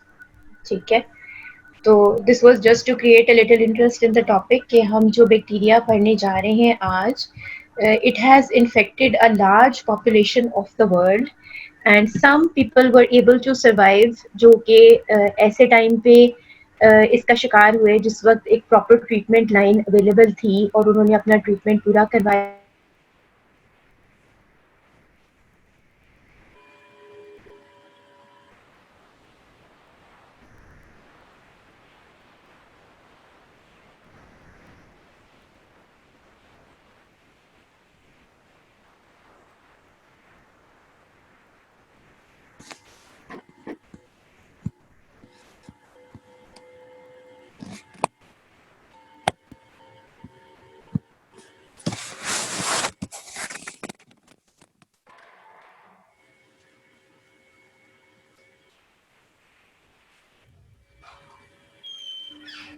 Okay, so let's get back to the lecture. So Mycobacterium tuberculosis is basically long, slender, non-motile rods which are stained by specific dyes and not by the typical dyes that we use in the gram staining. उससे ये stand नहीं होते हैं। क्यों नहीं होते? इसलिए क्योंकि इनका जो स्ट्रक्चर है, जो इनका सेल वॉल है, उसके कॉम्पोजिशन आम बैक्टीरिया से कुछ डिफरेंट है और रादर इसके अंदर एक बहुत बड़ा कंपोनेंट जो है वो वैक्सीज का है, जिसकी वजह से ये जो वैक्सी लेयर है माइकोलिक एसिड्स की, ये जो है ना यूजुअल स्टेन्स जो ग्राम स्टेनिंग के हैं या जो वाटर बेस्ड स्टेन्स हैं, ये उनको अपटेक नहीं करते। ठीक है, so we have special mechanisms जिनके जरिए हमने इनको स्टेन करना होता है to visualise under the microscope and to confirm the presence of this bacteria in a sample which is derived from the patient. ठीक है, सो आई थिंक कि माइक्रोबायोलॉजी लैब में आप लोगों ने स्टेनिंग प्रोसीजर्स कर लिए हुए। ग्राम स्टेनिंग तो आपने डेफिनेटली कर ली हुई। आई थिंक आप लोगों ने जेडन स्टेनिंग या जी लेसन स्टेनिंग या एसिड फास्ट स्टेनिंग भी की होगी। अगर आपने नहीं की है तो as soon as this pandemic comes to an end and we resume the routine classes, we will have a yes okay, आप लोगों ने कर ली हुई है। ठीक है, सो एग्जैक्ट स्टेप्स तो आपको भी याद नहीं होंगे क्योंकि वो तो रिपीटेड प्रैक्टिस से याद होते हैं, लेकिन हम एक चीज को डिस्कस करेंगे यहाँ पे कि ग्राम स्टेनिंग क्यों एप्लीकेबल नहीं है और एसिड फास्ट स्टेनिंग या जील नेसल स्टेनिंग क्यों एप्लीकेबल है। सबसे पहली बात तो ये है कि एसिड फास्ट स्टेनिंग का मतलब क्या है, what do we actually mean जब हम कह रहे हैं कि कोई भी बैक्टीरिया एसिड फास्ट है। इसका मतलब ये है कि जो प्राइमरी स्टेन है, जो कि इस केस में कार्बोल फ्यूशन होता है, ठीक है, इसको ये इतनी जल्दी अपटेक कर लेते हैं या इतने अच्छे तरीके से अपटेक कर लेते हैं, एसिड फास्ट है, ठीक है ना। सो इसको अपटेक कर लेते हैं कि जब हम डीकलराइजर अप्लाई करते हैं, जो कि हमारे पास इनके केस में इथेनॉल या हाइड्रोक्लोरिक एसिड का मिक्सचर है, तो जब हम डीकलराइजर अप्लाई करते हैं तो उसका कोई इफेक्ट नहीं होता because the uptake of the stains is so good by these bacteria, but not every stain. जब हम ग्राम स्टेनिंग की बात करते हैं तो ग्राम स्टेनिंग पे ये कोई रिजल्ट नहीं देंगे। ठीक है, so most of the times we are not going to say कि ये ग्राम पॉजिटिव है या ग्राम नेगेटिव है।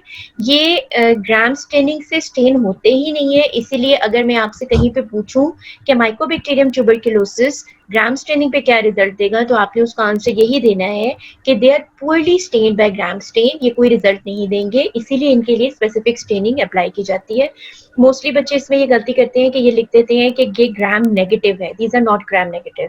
ठीक है, gram staining is not applicable here, इनको हम एसिड फास्ट स्टेनिंग या जील नेसन स्टेनिंग से स्टेन करते हैं। Okay, so why is this? Because इनकी जो सेल वॉल्स हैं वो अनयूजुअल हैं, इनमें लॉन्ग चेन फैटी एसिड्स हैं, माइकोलिक एसिड्स हैं, जो एक वैक्सी लेयर क्रिएट कर देते हैं, जिसकी वजह से ग्राम स्टेनिंग एप्लीकेबल नहीं होती। Mycolic acid along with polysaccharides and peptides, it creates a waxy layer on the surface that makes mycobacteria strongly hydrophobic and acid fast. अच्छा, अब ये जो सेल वॉल प्रॉपर्टीज हैं, इसकी वजह से इन बैक्टीरिया को डिस्ट्रॉय करना एनवायरनमेंट में भी इतना आसान नहीं है।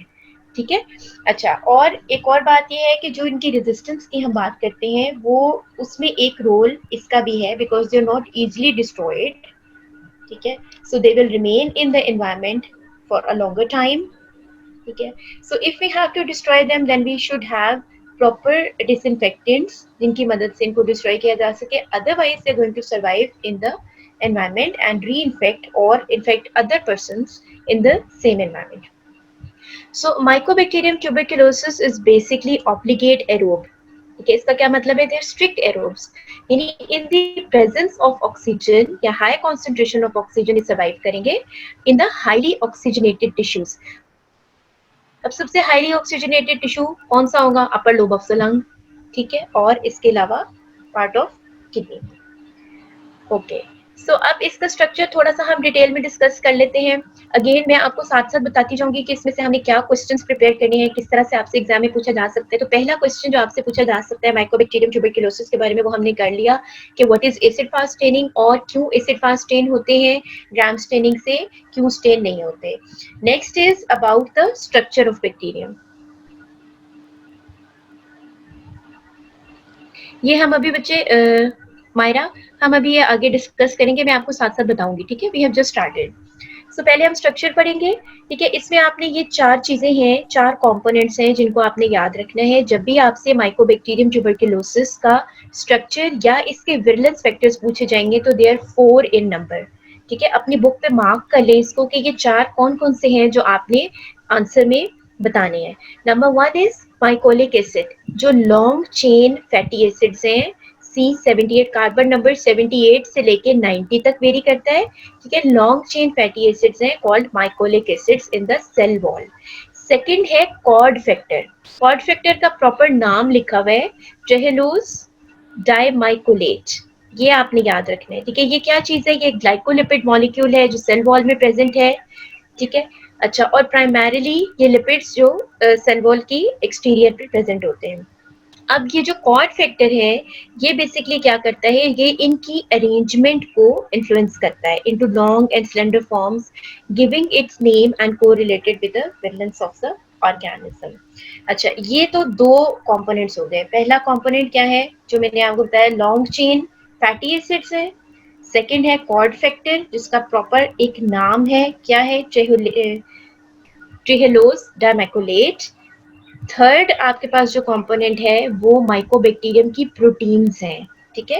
ये प्रोटीन्स जो है इनकी सिग्निफिकेंस क्या है कि they act as proper antigens, ठीक है। जब इनको प्यूरिफाइड फॉर्म में ह्यूमन बॉडी में इंजेक्ट किया जाता है तो ये एक्ट करते हैं एज एंटीजेंस, ठीक है। जब कुछ वैक्सीन के साथ ये कंबाइन करते हैं तो हाइपर सेंसिटिविटी रिएक्शन प्रोड्यूस करते हैं। अभी हमने इम्यूनोलॉजी नहीं पढ़ी है, लेकिन जब हम इम्यूनोलॉजी पढ़ेंगे तो उसमें हमारा एक बहुत इंपॉर्टेंट टॉपिक होगा हाइपर सेंसिटिविटी का, ठीक है। हाइपर सेंसिटिविटी रिएक्शंस क्या है? Basically these are the exaggerated immune response of the body to a particular antigen. और ये रिएक्शंस 4 टाइप के होते हैं। इसमें से जो टाइप 4 रिएक्शंस हैं उनको हम कहते हैं डिलेड टाइप हाइपर सेंसिटिविटी, जिसकी बहुत इंपॉर्टेंट एग्जांपल है माइकोबैक्टीरियम ट्यूबरकुलोसिस, ठीक है। बाकी सारे रिएक्शंस हम अभी नहीं पढ़ रहे। डिलेड टाइप हाइपर सेंसिटिविटी भी हम अभी डिटेल में नहीं पढ़े, हम सिर्फ इतना डिस्कस कर रहे हैं इस टाइम पे कि जब ये एंटीजन बॉडी के अंदर एंटर होगा तो almost after 48 to 72 hours body में कुछ रिएक्शन अगर ये प्रोड्यूस करता है, that would be delayed type hyper sensitivity और टाइप 4 हाइपर सेंसिटिविटी, जो कि सेल मीडिएटेड इम्यूनिटी है, ठीक है। क्योंकि अभी हमने इम्यूनिटी का यूनिट स्टार्ट ही नहीं किया, इसलिए इसकी बहुत ज्यादा डिटेल शायद इस टाइम पे हम डिस्कस ना करें। हम इनको फर्दर जो हमारे इम्यूनोलॉजी के लेक्चर्स हैं उसमें डिटेल से पढ़ेंगे और फिर हम उसके ऊपर एक ये डिस्कशन भी करेंगे माइकोबैक्टीरियम के हिसाब से भी कि आपने डिलेड टाइप हाइपर सेंसिटिविटी में क्या क्या चीजें पढ़ी हैं। So these proteins are basically antigens in the purified protein derivative skin test. Mycobacterium tuberculosis की जो proteins हैं ये इनकी जो purified form है इनको हम skin में inject करते हैं, ठीक है। और फिर हमने उस रिएक्शन को वर्नियर कैलिपर की मदद से जो भी स्वेलिंग हो उसकी मेजरमेंट्स लेनी होती हैं और उसको हमने फर्दर इंटरप्रेट करना होता है कि ये क्या इंडिकेट कर रही है, ठीक है। ओके, इस टेस्ट के 2 नाम हैं, इसको प्यूरिफाइड प्रोटीन डेरिवेटिव टेस्ट भी कहते हैं और इसको ट्यूबरकुलिन स्किन टेस्ट भी कहते हैं।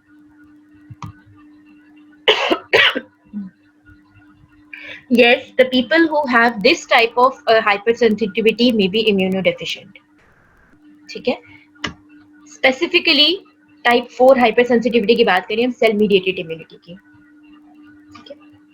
या माइकोबैक्टीरियम ट्यूबरकुलोसिस के इन्फेक्शन की बात कर रहे हैं, yes this occurs in the person जिनकी इम्यूनिटी लो होती है. So a lipid located in the bacterial cell wall called phthiocerol डाइमाइकोसिरोसेट.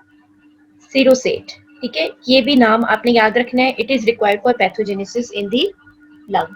तो ये 4 कंपोनेंट हो गए. अब हमने पहले इसमें कौन कौन से कंपोनेंट्स पढ़े थे? पहले हमने पढ़ा था लॉन्ग चेन फैटी एसिड्स हैं, फिर हमने कॉर्ड फैक्टर पढ़ा, फिर हमने ये पढ़ा कि बैक्टीरिया की जो प्रोटीन्स हैं ये प्यूरिफाइड फॉर्म में एज एंटीजन एक्ट करती हैं जो बॉडी में इंजेक्ट की जाती हैं, और फिर हमने उसके बाद लास्ट ये पढ़ा है थिकोसेरोल.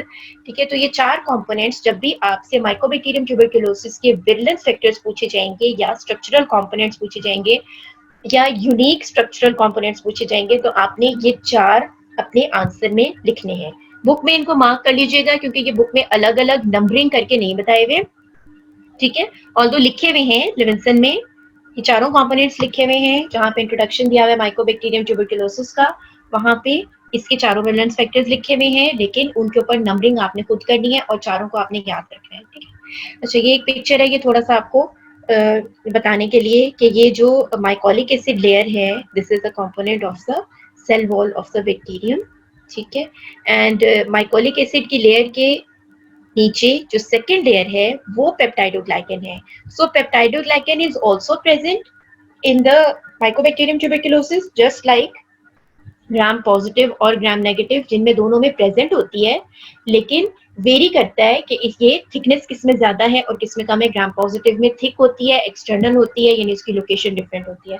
तो इसमें भी आप देख लें कि ग्राम नेगेटिव में जो है वो उसकी लोकेशन डिफरेंट है, थिन होती है, इंटरनल होती है, उसके बाहर लाइपोपॉलीसैकेराइड की लेयर होती है. इसी तरह माइकोबैक्टीरियम ट्यूबरकुलोसिस में भी ये लेयर पेप्टाइडोग्लाइकन की प्रेजेंट है, लेकिन it is covered by the mycolic acid layer on the external side.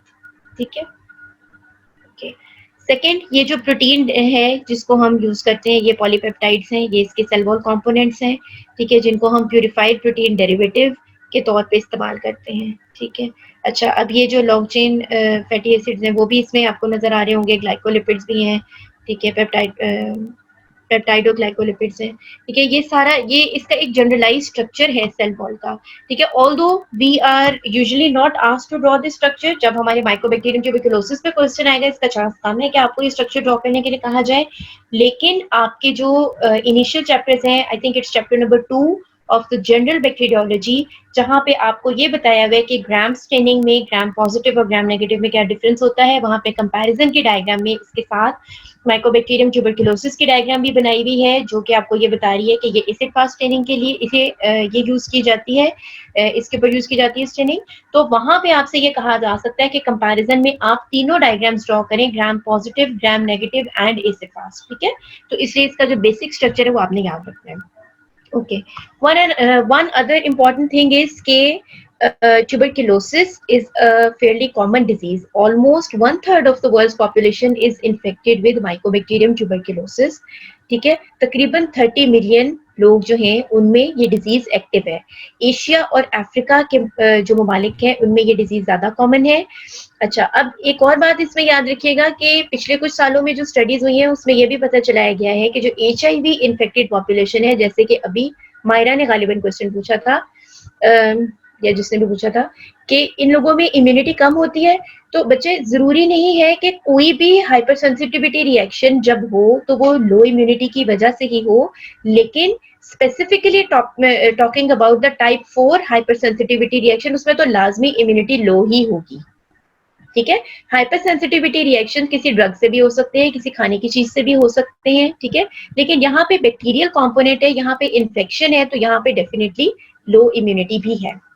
Okay, so HIV infected population में almost 50% of the HIV infected population is co-infected with Mycobacterium tuberculosis. ठीक है, this can be an MCQ कि कौन से organism का infection हो तो साथ माइकोबैक्टीरियम ट्यूबरकुलोसिस का 50% ऑफ केसेस में होता ही है. And if it is not treated in time, obviously mortality will be high. Okay, so about the transmission of disease, कैसे ट्रांसमिट होती है. पेशेंट्स जिन लोगों में एक्टिव पल्मोनरी ट्यूबरकुलोसिस है या एक्टिव इन्फेक्शन है, वो जब कॉफ करते हैं तो एरोसोल्स क्रिएट होते हैं और इन एरोसोल्स के अंदर बैक्टीरिया की लार्ज क्वांटिटी प्रेजेंट होती है, ठीक है। So because of the resistance to the desiccation, इसमें क्या है कि चूंकि ये इजीली डिस्ट्रॉय नहीं होते, so they remain viable as the droplet nuclei suspended in the room air for almost at least 30 minutes, ठीक है। सो ये अगेन ये एक ऐसी चीज आ गई है जिसको आप ये कह सकते हैं कि this has been known for so many years, लेकिन चूंकि कोरोना के केस में इसकी मोर्टेलिटी बहुत जल्दी हो रही थी लोगों की, और जो कॉन्सिक्वेंसेस हैं वो बहुत ज़्यादा सिवियर थे और बहुत जल्दी सामने आ रहे थे, शायद इस वजह से उसको इतनी इम्पोर्टेंस मिल गई है कि जो कॉफ एटिकेट पे जोर दिया जा रहा है या मास्क वगैरह पहनने पे जोर दिया जा रहा है। Although tuberculosis is also a very dangerous disease, और इसमें भी यही प्रिकॉशंस हैं जो हर किसी को लेनी चाहिए, ठीक है। स्पेशली अगर आप एक टीबी वार्ड में काम कर रहे हैं, स्पेशली अगर आप एक डेंटिस्ट हैं, आपको नहीं पता कि आपका पेशेंट जो आपके पास आया है वो किस किस और डिजीज का भी शिकार है, ठीक है ना। सो आप लोगों का काम चूंकि ओरल कैविटी से रिलेटेड है, इसलिए आपको हमेशा ही आपके सेटअप में ऐसा होता है कि आप लोग मास्क तो लाजमी पहनते हो, मास्क और ग्लव्स आपने तो ऑलरेडी पहने होते हैं, लेकिन अब ये कि बाकी सब डिपार्टमेंट्स में भी इसको कॉमनली प्रैक्टिस में लाया जा रहा है। So the principal mode of contagion is person to person transmission by inhalation of aerosol, ठीक है। Single infected person can pass the organism to numerous people in an exposed group. Let's say कि एक closed compartment है जिसमें आप किसी भी शख्स के साथ आप बैठे हुए हैं, वो एक कार भी हो सकती है, it can be a bus, ठीक है, या फिर कोई क्लासरूम हो सकता है, कोई हॉस्टल हो सकता है, उसको भी आप एक क्लोज उसमें कर लेते हैं, हॉस्टल का कमरा है, ठीक है। So there are so many people around you when you are in a bus और इन एनी कंपार्टमेंट, ठीक है।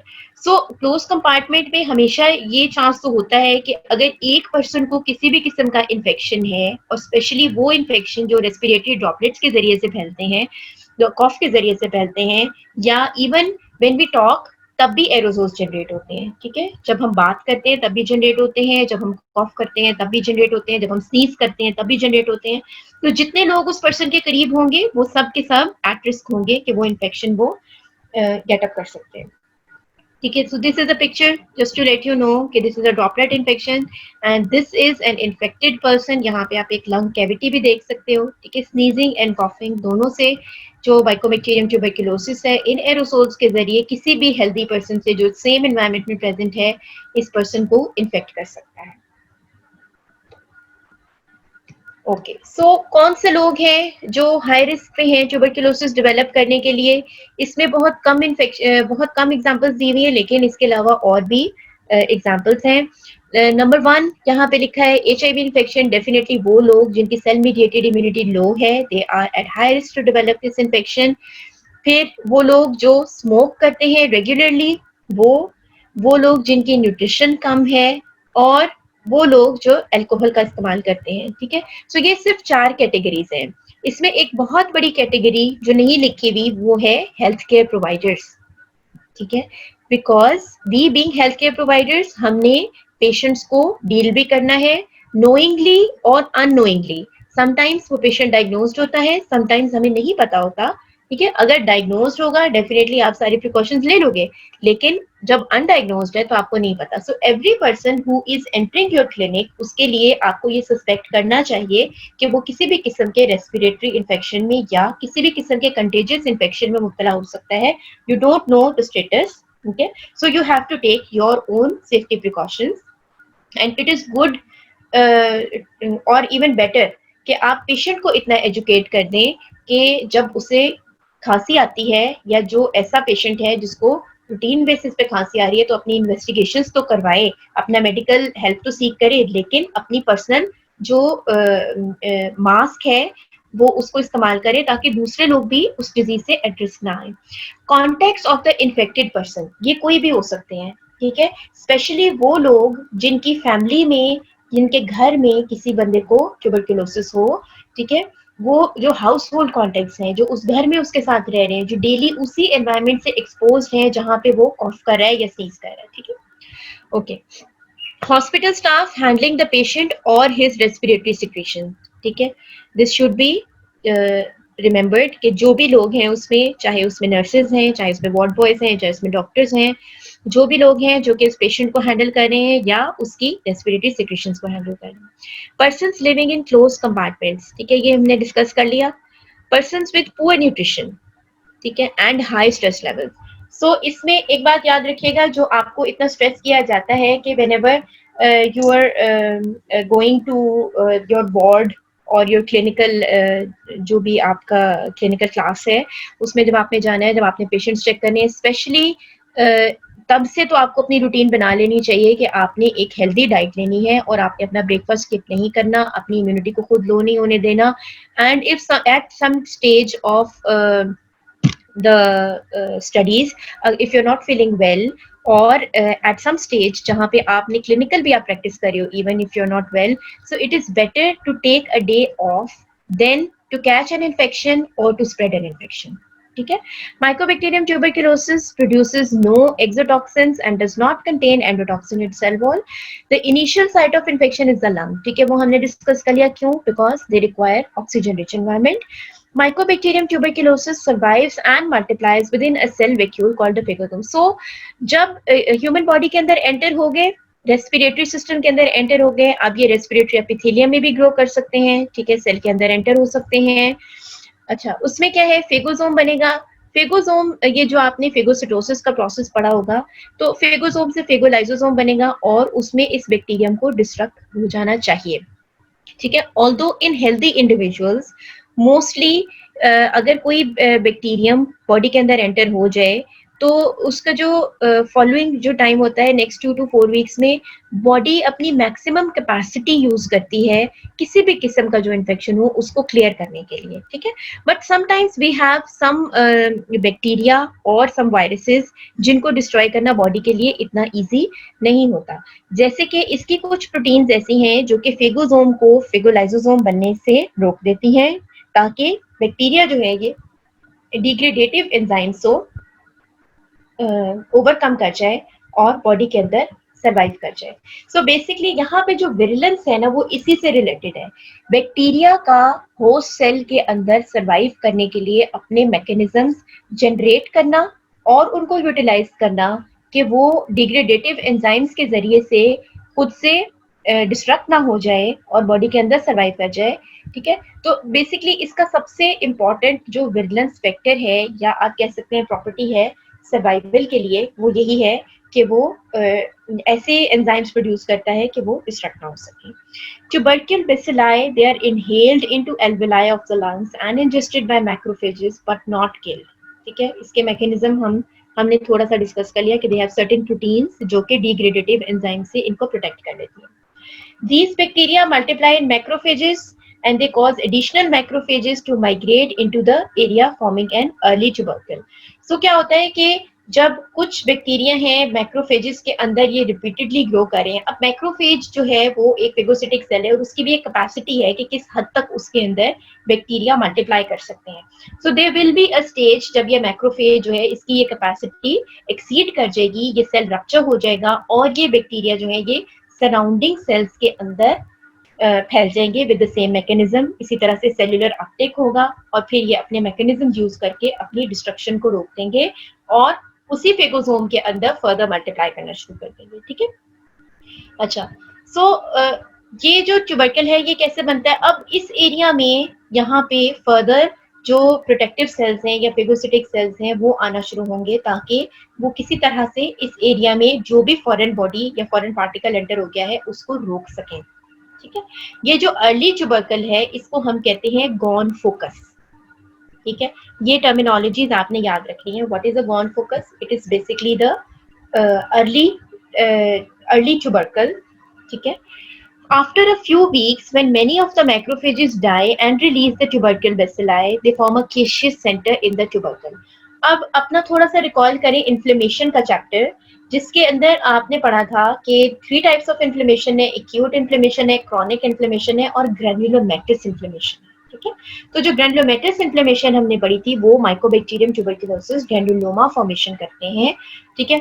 Taking them as a foreign particle और taking them as a bacterium, ठीक है, जो कि बॉडी को हार्म कर सकता है, इसके तौर पे इसको लेके यहाँ पे एक ग्रेन्युलोमा बनना शुरू होगा जिसके सेंटर में केसियस नेक्रोसिस है। ठीक है, ये आपने ये सारी चीजें आप पहले पढ़ चुके हुए हो। ठीक है, तो केसियस नेक्रोसिस जो है वो इसकी चीजी अपीयरेंस होती है। ठीक है, सो जो जब मैक्रोफेजेस जो है ये यहाँ पे ये मैक्रोफेजेस जो है ये किल होना शुरू होंगे या रप्चर होना शुरू होंगे, तो जो मैक्रोफेजेस खत्म हो रहे होंगे ये अपने सिग्नल रिलीज करेंगे जिनकी वजह से फर्दर जो केमिकल्स रिलीज हो रहे हैं वहां पे further phagocytic cells gather up हो जाएंगे और मैक्रोफेजेस आएंगे और लिम्फोसाइट्स आएंगे। ठीक है, तो यहाँ पे एक ग्रैन्युलोमा फॉर्मेशन होनी शुरू हो जाएगी। उसका स्ट्रक्चर हमें थोड़ा थोड़ा आइडिया होगा आपको, अगर नहीं है तो उसमें मैं आपको बता देती हूँ कि in the centre there is the cheesy appearance और द केशियस नेक्रोसिस। ठीक है, और it is further surrounded with the inflammatory cells and the giant cells, epithelioid cells. ठीक है, वो हम इनका स्ट्रक्चर थोड़ा सा अभी डिस्कस करते हैं। अच्छा, मेच्योर ट्यूबरकल क्या है? It has a firm outer layer containing the fibroblast. तो पहले हम स्ट्रक्चर कर लेते हैं, फिर हम देखते हैं मेच्योर कैसे होता है। तो ये देखें, ये हमारे पास एक ग्रैन्युलोमा का आप कह सकते हैं स्कीमेटिक डायग्राम है जिसके सेंटर में नेक्रोसिस है। ठीक है, कौन सी टाइप की नेक्रोसिस होती है? केशियस नेक्रोसिस होती है। ठीक है, अच्छा, अब इसके सराउंडिंग आप देख सकते हैं ये एपिथेलॉइड सेल्स हैं। इसके सराउंडिंग आपके पास ये जो ब्लू में आपको नजर आ रहे हैं ये न्यूक्लियाई हैं किस चीज के? लिम्फोसाइट्स के। ठीक है, और ये यहाँ पे मल्टी न्यूक्लिएटेड जाइंट सेल, ये जो है ये आप ये कह सकते हैं कि ये एक सिंसिटियम फॉर्मेशन होती है। ठीक है, जिसमें ये बहुत सारे सेल्स जो हैं ये आपस में गैदर अप होके एक सिंसिटियम बना देते हैं। So this is a multi nucleated giant cell.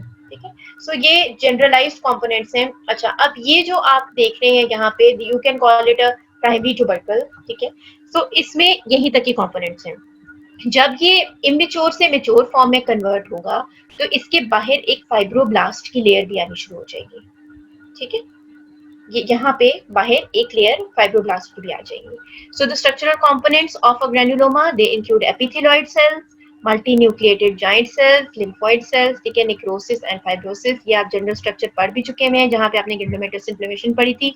हमारे आज के टॉपिक में इसका एज सच वो नहीं है, कोई लिंक इस तरह से नहीं है कि हमने इसकी हिस्टोपैथोलॉजी नहीं पढ़नी, हमने इसके कंपोनेंट्स नहीं पढ़ने, हमने सिर्फ एक रिवीजन दी है कि हमने जो चैप्टर जो आपका इन्फ्लेमेशन का चैप्टर था उसमें जो कुछ पढ़ा था उसको हमने एक क्विक रिवीजन दी है। ठीक है, mature tubercle has a firm outer layer containing fibroblast surrounding the mass of macrophages and lymphocytes. Caseous center enlarges by the process of liquefaction, forming a tuberculous cavity in which the bacilli multiply.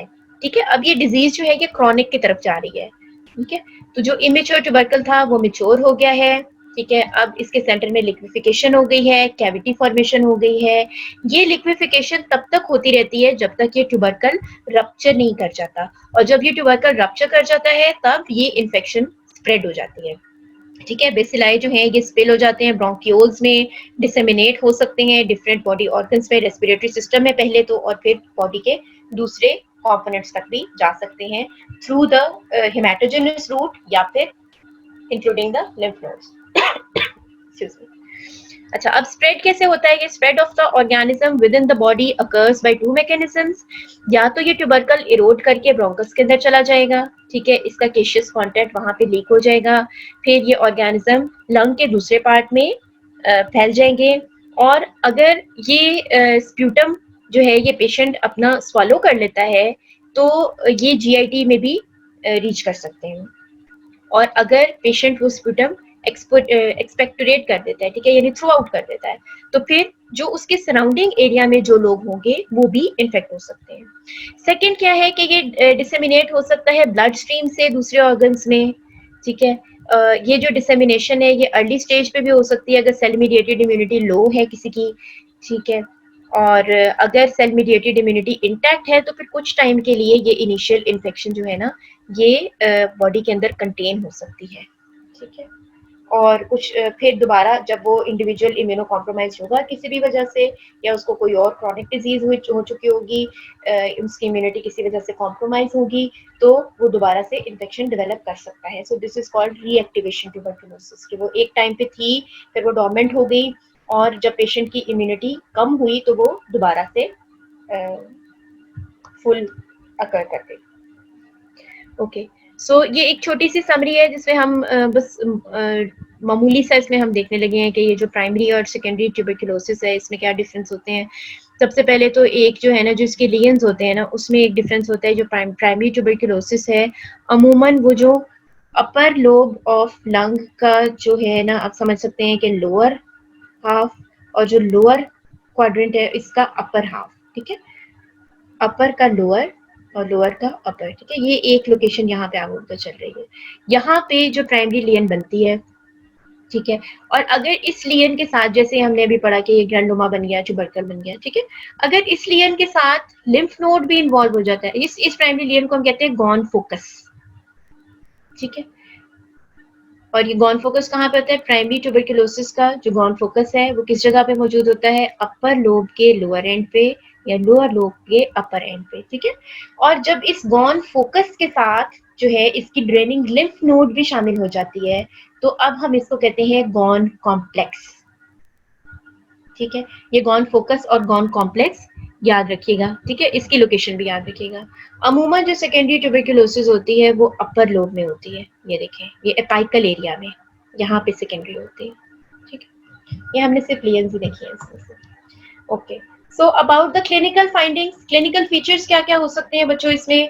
जो typical picture है वो तो यही है कि fever, ठीक है, easily fatigue हो जाती है और नाइट स्वेट्स, ठीक है, वेट लॉस बहुत ज्यादा होता है।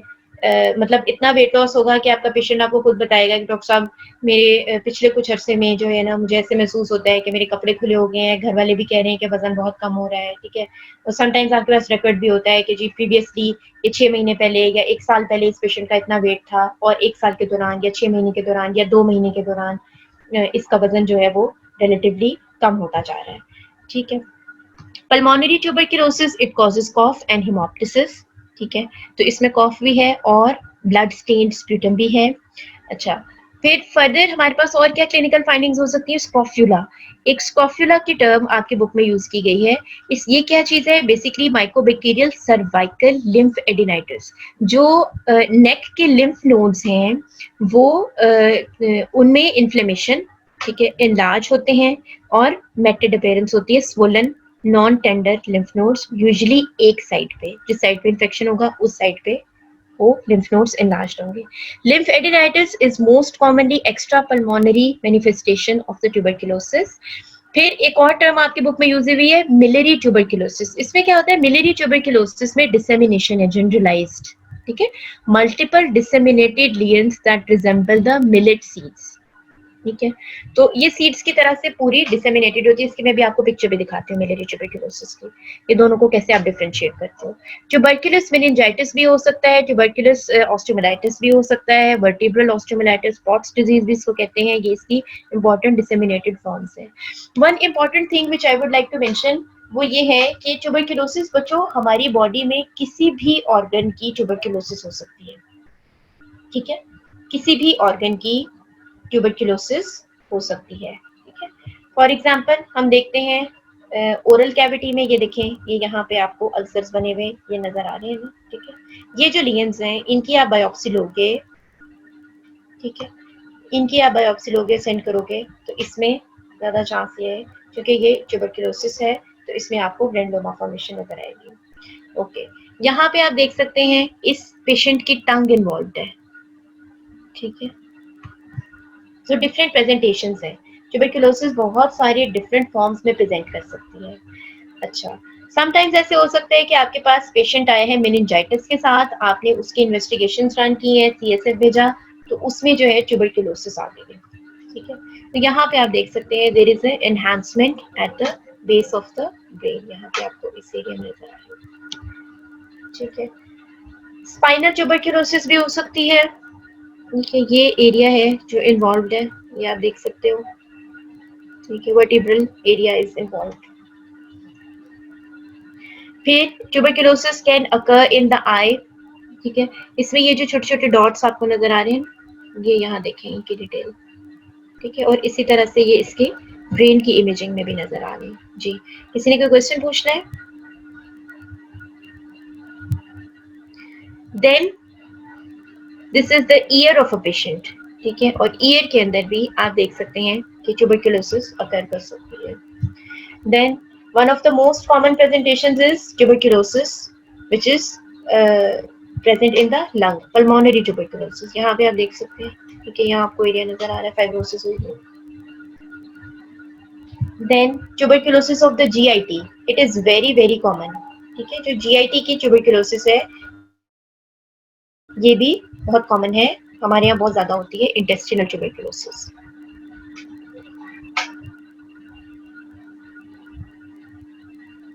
ओके, सो अच्छा, अब हम पढ़ने लगे हैं कि ये सेकंड जो इम्पोर्टेंट फॉर्म है ट्यूबरकुलोसिस की, जो हमारे मुल्क में काफ़ी कॉमन है, वो है गैस्ट्रोइंटेस्टिनल ट्यूबरकुलोसिस। तो ये जो है ये भी माइकोबैक्टीरियम ट्यूबरकुलोसिस एक पॉजिटिव एजेंट है। कैसे होती है? When it is swallowed after being coughed up from a lung lesion, यानी कि प्राइमरी लंग लियन थी, पेशेंट ने जो स्प्यूटम है उसको इंजेस्ट कर लिया किसी वजह से, और इसकी वजह से इंटेस्टाइन में भी इन्फेक्शन डेवलप कर लिया। या सेकेंडली क्या हो सकता है? माइकोबैक्टीरियम बोविस, ठीक है। सो इंटेस्टिनल ट्यूबरकुलोसिस के आपको दो पॉजिटिव एजेंट पता चल गए, एक माइकोबैक्टीरियम ट्यूबरकुलोसिस है, तो ये उन लोगों में होगा जिनमें प्राइमरी लंग लियन है और स्प्यूटम जो है वो अपना इन्फेक्टेड स्प्यूटम उस पेशेंट ने स्वालो कर लिया है और उसकी वजह से उसके इंटेस्टाइन में इन्फेक्शन डेवलप हो गया, या फिर माइकोबैक्टीरियम बोविस जो कि कैटल में होता है, ठीक है। So when it is ingested in unpasteurised milk products. तो बहुत सारी चीजें हैं जो हमने पढ़ी हैं जिसमें हमें ये पता चला है कि पास्चराइजेशन की बेसिकली क्या इम्पोर्टेंस है, कि हमारे पास बहुत सारी डिजीजेज ऐसी हैं जिनको हम प्रिवेंट कर सकते हैं सिर्फ मिल्क पास्चराइजेशन के जरिए से, ठीक है। How will this gastrointestinal tuberculosis present? With abdominal pain, diarrhoea, fever, weight loss, intestinal obstruction in some cases, इसमें हेमरेज भी हो सकता है, और आइलियोसिकल रीजन जो है ये ज्यादातर इसमें इन्वॉल्व होता है, ठीक है। अच्छा, प्राइमरी ट्यूबरकुलोसिस की हम बात करें थे अपर लोब के लोअर एंड पे या लोअर लोब के अपर एंड पे, ठीक है, दिस इज प्राइमरी। और मिलेरी ट्यूबरकुलोसिस की हमने बात की थी कि ये जनरलाइज्ड डिसेमिनेशन है, यहाँ आप देख सकते हैं, ठीक है, इसको ये सीड से रिजेम्बलेंस दी थी, मिलेट सीड से, ठीक है। तो आप देख सकते हैं छोटे छोटे छोटे छोटे छोटे दाने जिस तरह होते हैं उस तरह से ये पूरे लंग के अंदर आपको लेयर नजर आ रही है। अच्छा, अब हमारे टॉपिक का सबसे इम्पोर्टेंट कंपोनेंट जो कि एक फेवरेट क्वेश्चन है इन द एग्जाम्स, आपके हाउस एग्जाम्स में भी और आपके जो यूएचएस के एग्जाम्स हैं उसमें भी पूछा जा सकता है। This is very very important. And why is it important? थोड़ा सा इस चीज को हमेशा याद रखिएगा कि हमेशा वो टॉपिक सबसे ज्यादा इम्पोर्टेंट होता है जो आपके पार्ट ऑफ द वर्ल्ड में जो भी डिजीजेस कॉमन हैं, और स्पेशली वो डिजीजेस जो कि ट्रीट नहीं हो पा रही, ठीक है, उनकी पैथोजेनेसिस, उसमें विजिलेंस, ठीक है, या जिनको क्योर नहीं किया जा सक रहा किसी भी वजह से, for example tuberculosis, for example polio, for example dengue, hepatitis, HIV, ठीक है, and definitely something about corona. जब हम वायरोलॉजी पढ़ेंगे तो हम उसमें इसको भी डिटेल में डिस्कस करेंगे कि हमने इस टॉपिक को एग्जाम के लिए कैसे प्रिपेयर करना है।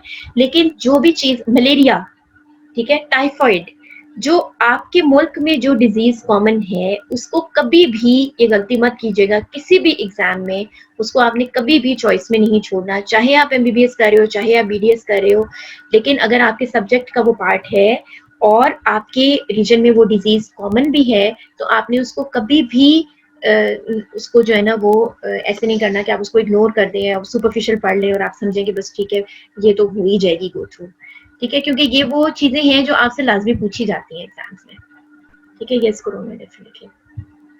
ओके, सो ट्यूबरकुलोसिस का जैसे कि आपको थोड़ा थोड़ा आइडिया होगा क्योंकि इतनी नो हाउ अब थोड़ी थोड़ी बच्चों को होती है कि ट्यूबरकुलोसिस की एक इम्पॉर्टेंस ये है, हमने कहा कि 1/3 of the world population has been infected with mycobacterium tuberculosis. तो क्यों हो रहा है ऐसा? क्यों? क्योंकि ये बैक्टीरिया इजीली डिस्ट्रॉय नहीं होते, इजीली डिस्ट्रॉय एनवायरमेंट में भी नहीं होते और easily destroy with in the body of the individual भी नहीं होते। वो क्यों नहीं होते? इसलिए क्योंकि इन्होंने बहुत सारी तरह की रेजिस्टेंस जो है वो डिफरेंट ड्रग्स के अगेंस्ट भी डेवलप कर ली है, जेनेटिकली ये रेजिस्टेंस ड्रग्स डेवलप कर चुके हुए हैं, और बहुत सारी ऐसी डिजीजेस जो एक टाइम पे बहुत सारी ऐसी ड्रग्स जो एक टाइम पे समझा जाता था कि इसकी ट्रीटमेंट के लिए यही काफ़ी हैं, तो वो अब अकेली काफ़ी नहीं है। Now we are up to a stage के multi drug resistance tuberculosis emerge कर चुकी हुई है, और अब उसके ट्रीटमेंट के लिए हमें कॉम्बिनेशन ऑफ मेडिसिन को एक लंबे टाइम के लिए इस्तेमाल करना पड़ता है, although it is easily curable. ठीक है, पेशेंट ठीक हो सकता है, लेकिन क्यों नहीं ठीक होता वो हम अभी ट्रीटमेंट पढ़ेंगे तो हम डिस्कस करेंगे कि उसमें रीजंस क्या है। अभी हमने पहले ये डिस्कस करना है कि हम इन पेशेंट्स को आइडेंटिफाई कैसे करेंगे माइक्रोबायोलॉजी लैब में। ठीक है, तो आपके पास फिर जो हमारा एक टिपिकल पैटर्न है जिसको हम फॉलो करते हैं लैब डायग्नोसिस के लिए, बच्चों बुक में जो है ना ये बहुत लंबे लंबे पैराग्राफ्स में लिखा हुआ है, तो ट्राई टू कॉन्सेंट्रेट कि आपने उनमें से क्या पॉइंट्स हैं जो जरूरी डिस्कस करने हैं। सबसे पहले आपको पता होना चाहिए कि सैंपल कौन सा आप लोगे। अगर पल्मोनरी ट्यूबरकुलोसिस है, पेशेंट को कॉफ हो रही है, हेमोप्टिसिस हो रही है, तो आपने स्प्यूटम का सैंपल लेना है। अगर जीआईटी सिम्टम्स हैं उसके, तो आपने जब उसकी एंडोस्कोपी की है, गैस्ट्रोस्कोपी एंडोस्कोपी आपने की है, तो आप उसकी बायोप्सी लेंगे। ठीक है, और जब अगर पेशेंट लेट से मेनिंजाइटिस के साथ किसी पेशेंट ने प्रेजेंट किया है और आपने रूल आउट करना है कि ट्यूबरकुलोसिस तो नहीं है, तो आप उसका सीएसएफ सैंपल ड्रॉ करेंगे, उसको आप सेंड करेंगे। तो चूंकि ट्यूबरकुलोसिस बॉडी के किसी भी ऑर्गन में डेवलप हो सकती है और प्रेजेंट कर सकती है। लेट से कि हम ओरल कैविटी की बात करते हैं, चूंकि हम डेंटिस्ट्री के हिसाब से बात करें, तो ओरल कैविटी में आपने देखा कि अगर कोई लियन है ऐसी, तो आप उसकी बायोप्सी भी ले सकते हो। जैसे आपने टंग पे देखा था, उसके अंदर से कुछ एक्सुडेटिव सा डिस्चार्ज था, तो आप उसका स्वाब भी लेके भेज सकते हो। ठीक है, तो depending on the clinical presentation of the patient we have to select कि हमने कौन सा सैंपल सेंड करना है।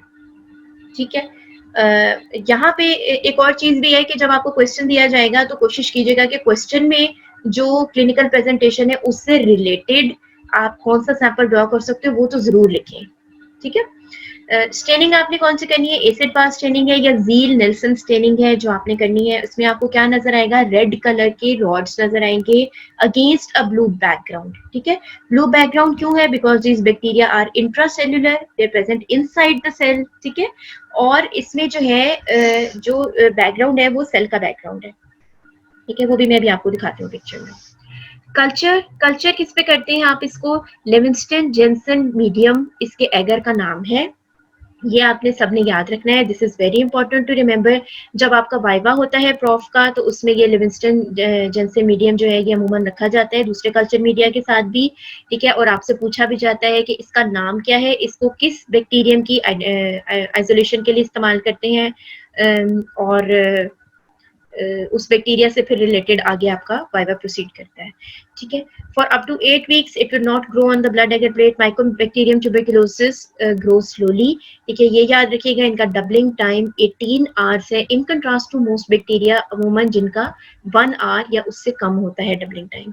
ठीक है, इस वजह से क्या होता है कि जब हमने लिविंगस्टन जेनसन एगर भी यूज कर लिया है, तो 6 to 8 वीक्स जो है ना वो आपको वेट करना पड़ेगा कि अगर 8 हफ्ते तक टोटली किसी भी किस्म की कोई ग्रोथ नजर नहीं आती है, तब आप इसको नेगेटिव कंसिडर करोगे। ठीक है, क्योंकि ये स्लो ग्रोइंग बैक्टीरिया है। ओके, सो ये देखते हैं कि ये है जेडन स्टेनिंग की एक पिक्चर है। ठीक है, अंडर द माइक्रोस्कोप आपको इस तरह की जेडन स्टेनिंग के बाद पिक्चर नजर आएगी।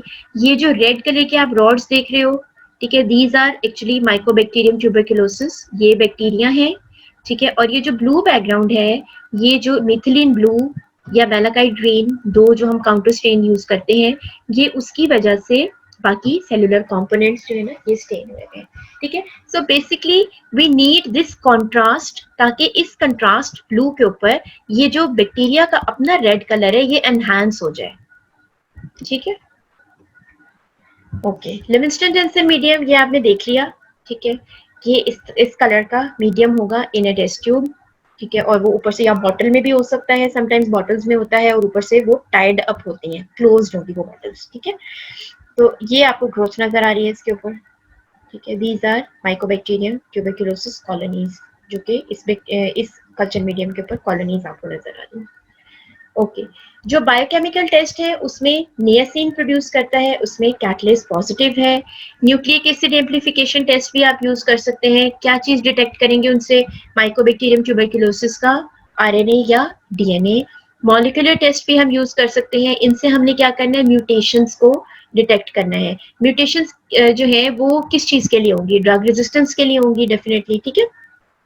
सो इसमें एक कैटलेस जीन है जो कि आइसोनियाजिड से रेजिस्टेंस को मीडिएट करती है, और एक आरएनए पॉलीमरेज जीन है जो रिफैम्पिसिन से या रिफैम्पिन से रेजिस्टेंस को मीडिएट करती है, ठीक है। ये आप ये देख लीजिएगा, 2 तरह की म्यूटेशंस हैं जो इनमें डिटेक्ट की जाती हैं, और इसका जो लैब डायग्नोसिस है ये बहुत इंपॉर्टेंट है। इसमें आपने 1-2 टेस्ट नहीं लिखने, इसमें आपने ये सारे टेस्ट लिखने होते हैं।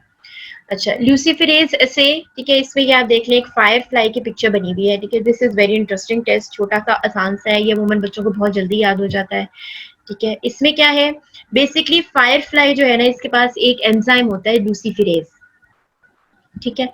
इसकी मदद से हम क्या चीज डिटेक्ट कर सकते हैं, ड्रग रेजिस्टेंट ऑर्गेनिजम्स, यानी कि वो वाले माइकोबैक्टीरियम ट्यूबरकुलोसिस जो कि मल्टीपल ड्रग्स से या किसी स्पेसिफिक ड्रग से रेजिस्टेंट है, वो रेजिस्टेंट स्ट्रेन्स हमने आइसोलेट करने होते हैं, आइडेंटिफाई करने होते हैं।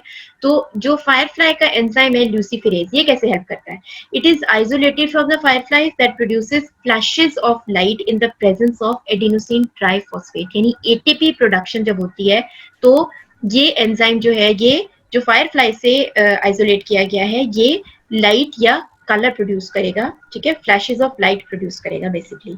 अगर आपने मीडियम के अंदर बैक्टीरिया एंटर किए, उसके अंदर ड्रग एंटर की, अगर ड्रग ने बैक्टीरिया को किल कर दिया या बैक्टीरिया जो है वो उससे रिस्पॉन्ड कर रहे होंगे, तो डेफिनेटली रिजल्ट डिफरेंट होगा। अगर ऑर्गेनिज्म रेजिस्टेंट होगा, किसी भी किस्म का इफेक्ट ड्रग का नहीं हो रहा होगा, तो लार्ज अमाउंट में एटीपी प्रोड्यूस करेगा, उस एटीपी की वजह से लूसीफेरेज एंजाइम जो है वो लाइट प्रोड्यूस करेगा, जो लाइट जनरेट हो जाएगी, ठीक है।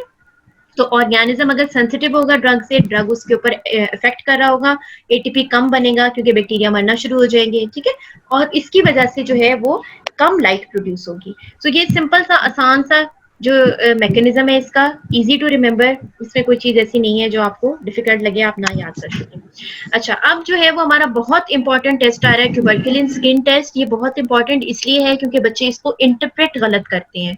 तो बच्चों, इसकी आसान सी इंटरप्रिटेशन मैं आपको बता रही हूँ, इसको ध्यान से सुन लेंगे, इसको याद रखेंगे।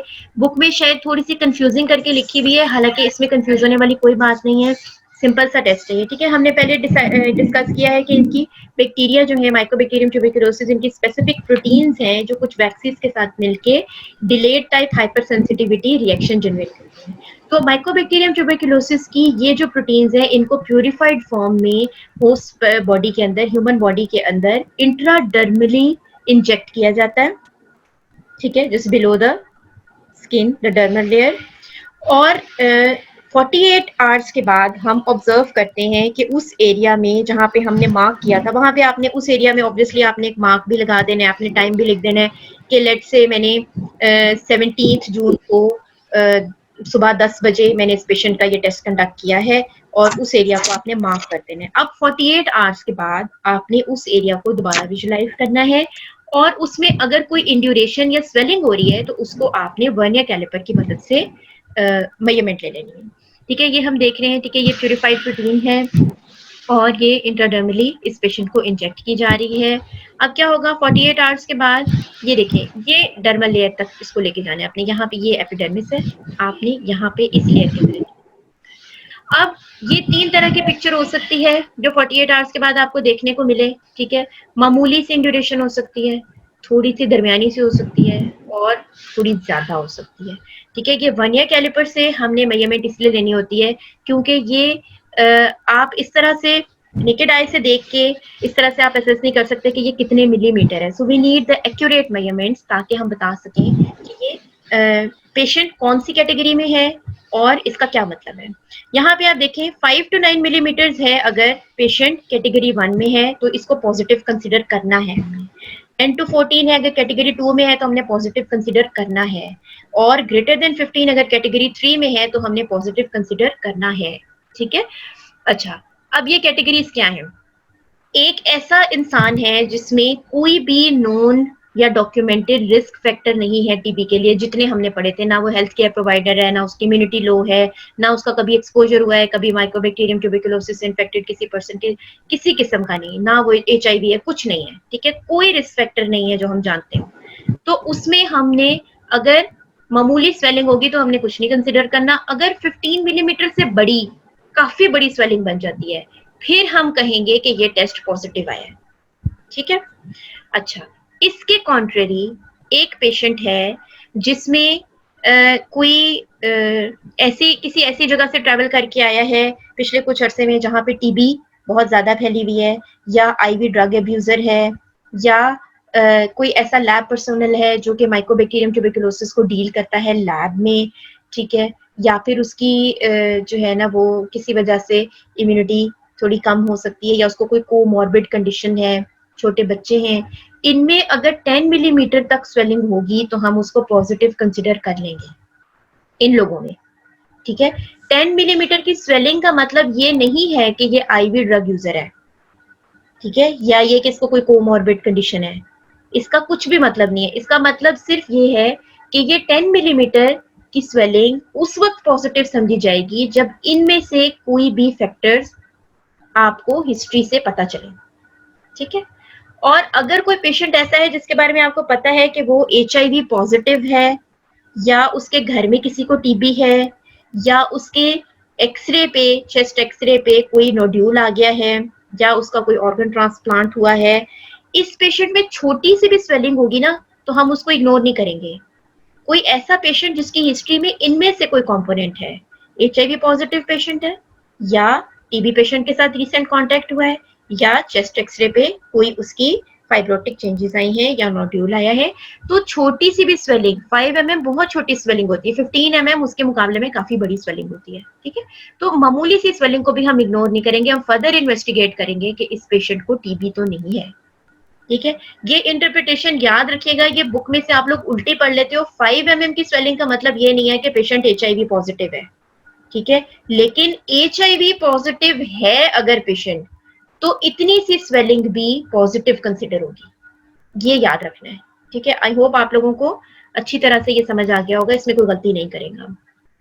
पॉजिटिव स्किन टेस्ट, अब हमने कहा हम पॉजिटिव लेंगे किन कंडीशन। पॉजिटिव स्किन टेस्ट क्या बताता है? प्रीवियस इन्फेक्शन बताता है, या अगर किसी पेशेंट का कोई एक्सपोजर हुआ है या उसकी वैक्सीनेशन हुई भी है तो इन लोगों में भी टेस्ट पॉजिटिव आ सकता है। फर्दर इसमें एक और टेस्ट है इंटरफेरॉन गामा रिलीज से। इसमें क्या है कि ब्लड सेल्स हम पेशेंट से लेके इनको माइकोबैक्टीरियम ट्यूबरकुलोसिस से एक्सपोज करते हैं और जो इंटरफेरॉन गामा रिलीज होता है उसको मेजर कर लेते हैं। ट्रीटमेंट के लिए क्या है? मल्टी ड्रग थेरेपी आपने यूज करनी है, अमूमन 6 से 9 महीने के लिए ट्रीट किया जाता है। Organism that become resistant to one drug, इनको हम अमूमन are inhibited may be inhibited by the other, तो हम इसमें कॉम्बिनेशन थेरेपी यूज करते हैं। 4 ड्रग्स हैं, आइसोनियाजिड, रिफैम्पिन, पायरिजिनामाइड, इथम्ब्यूटोल, जो पहले 2 महीने के लिए देते हैं। फिर 2 ड्रग्स हैं, आइसोनियाजिड और रिफैम्पिन, जो कि हम आगे फर्दर 4 माह के लिए देते हैं। मल्टी ड्रग रेजिस्टेंट ट्यूबरकुलोसिस क्यों है? सबसे बड़ा रीजन है नॉन कंप्लायंस। नॉन कंप्लायंस का क्या मतलब है? क्योंकि एक लंबे अरसे के लिए दवाई खानी पड़ती है, इससे बहुत सारे मरीज जो हैं वो उसको कंटिन्यू नहीं करते, ठीक है। तो आपने पेशेंट को हमेशा काउंसल करना है। लेट्स से उसकी ओरल कैविटी में लियन है, लेट्स से उसके हेड एंड नेक के लियन में कहीं पे भी कोई लियन है, जो जहां पे भी आपने डायग्नोज की है, आपने उसको हमेशा काउंसल करना है कि दवाई ज्यादा टाइम खानी पड़ेगी, लेकिन अगर आप अपनी कोई भी खुराक छोड़ देंगे तो आपको दोबारा सारा कोर्स शुरू करना पड़ेगा। इसका हल WHO ने ये निकाला है कि डॉट्स के नाम से, directly observe treatment strategy, DOTS के नाम से ये स्टार्ट की है, जिसका बेसिकली इसका मकसद ये है कि जो हेल्थ केयर प्रोवाइडर्स हैं या हेल्थ केयर वर्कर्स हैं वो इसको ऑब्जर्व करते हैं कि ये पेशेंट अपनी दवाई में किसी भी किस्म का गैप ना दे, ठीक है। सो लास्ट हमारे पास क्या चीज़ है? प्रिवेंशन। इसकी प्रिवेंशन बहुत इंपॉर्टेंट है। प्रिवेंशन के बारे में आपको लाजमी आना चाहिए कि इसमें क्या करते हैं। इसमें 2 चीज़ें हैं। सबसे पहली चीज़ है वैक्सीन। BCG वैक्सीन हर बच्चे को लगाई जाती है जब वो पैदा होता है, ठीक है, specially in the third world countries. WHO ने इसको रिकमेंड किया हुआ है। हमारे पास जो एक्सटेंडेड प्रोग्राम ऑफ इम्यूनाइजेशन है, EPI शेड्यूल, उसमें BCG एट बर्थ हर बच्चे को लगाई जाती है, ठीक है। और आप में से बेशतर लोगों के भी अपर आर्म पे जो है, जहाँ पे डेल्टॉइड मसल है आपका, वहां पे एक छोटा सा स्कार होगा जो कि बेसिकली BCG वैक्सीन या ट्यूबरकुलोसिस के अगेंस्ट आपकी वैक्सीनेशन एट बर्थ हुई होगी, ठीक है। The vaccine contains a strain of live attenuated M. bovis called the Bacillus calmette-guerin, ठीक है। तो लाइव एटेन्यूएटेड बैक्टीरियम, ठीक है, इस वैक्सीन में हम इंजेक्ट करते हैं। It is administered at birth अच्छा, सेकंड जो मेथड है वो क्या है इंटेस्टिनल ट्यूबरकुलोसिस की, खासतौर पर जब हम बात करते हैं मिल्क पास्चराइजेशन, इजी और जो आसान और सिंपल तरीका है जिसके जरिए से आप इंटेस्टिनल ट्यूबरकुलोसिस को रोक सकते हैं, वो ये है कि मिल्क और मिल्क प्रोडक्ट्स हमेशा पास्चराइज बनने चाहिए। ठीक है, so any questions about the topic? जो कोई पॉइंट ऐसा तो नहीं रह गया जो आपको समझ नहीं आया? All the way only left with 2 minutes. Still मैं आपको यही कहूंगी कि बच्चों टॉपिक चूंकि बहुत इंपॉर्टेंट है, इसलिए अगर कोई क्वेश्चन किसी ने पूछना है और अभी मैं आंसर नहीं भी कर पाती, just write it down, we will discuss it in the next lecture. Miliary TB है डिसेमिनेटेड ट्यूबरकुलोसिस, यानी कि पूरे लंग्स में स्प्रेड हो जाएगी। पहले हमने पढ़ा कि एक फोकस बना हुआ है, ठीक है, जो हमने पढ़ा था ना प्राइमरी ट्यूबरकुलोसिस में एक फोकस बना हुआ है, कहाँ पे, अपर लोब के लोअर एंड पे या लोअर लोब के अपर एंड पे, तो वो एक सिंगल ट्यूबरकल था। ठीक है, जब वो ट्यूबरकल रप्चर होंगे तो वो डिजीज डिसेमिनेट हो जाएगी। ठीक है, जब वो वहां से रप्चर होंगे, कैविटेशन लिक्विफिकेशन हो गई सेंटर में, ठीक है, अब वो रप्चर हो गए और उन्होंने इसको फैला दिया पूरे लंग्स में। लंग पैचेस, हाँ ये टाइनी पैचेस की तरह ही हैं, लेकिन वो सीड्स जैसी अपीयरेंस है, बड़े बड़े पैचेस नहीं है। When do symptoms appear after being infected with it? Okay. तो जैसे कि हमने अभी डिस्कस किया कि जो नेक्स्ट 2 to 4 वीक्स होंगे जिसमें जब पेशेंट ने बैक्टीरिया को एक्वायर कर लिया है, अब मोस्ट ऑफ द टाइम क्या चीज होगी कि जो फर्स्ट 2 to 4 वीक्स होंगे उसमें बॉडी अपने प्रोटेक्टिव मैकेनिज्म से कोशिश करेगी कि बैक्टीरिया को खत्म कर दे। ठीक है, अगर इम्यूनिटी इंटैक्ट होगी तो ऐसा भी हो सकता है कि ये इन्फेक्शन फर्दर ना फैले, ये कंटेन हो जाएगा। ठीक है, लेकिन अगर नहीं होगी तो 2 to 4 वीक्स पास हो जाएंगे तो उसके बाद इसके सिम्टम्स आने शुरू हो सकते हैं। ऑलमोस्ट 2 मंथ्स के बाद भी, ठीक है, पेशेंट्स प्रेजेंट करते हैं, समटाइम्स ब्रीफ एक्सपोजर के बाद भी प्रेजेंट कर सकते हैं। Okay, any other thing?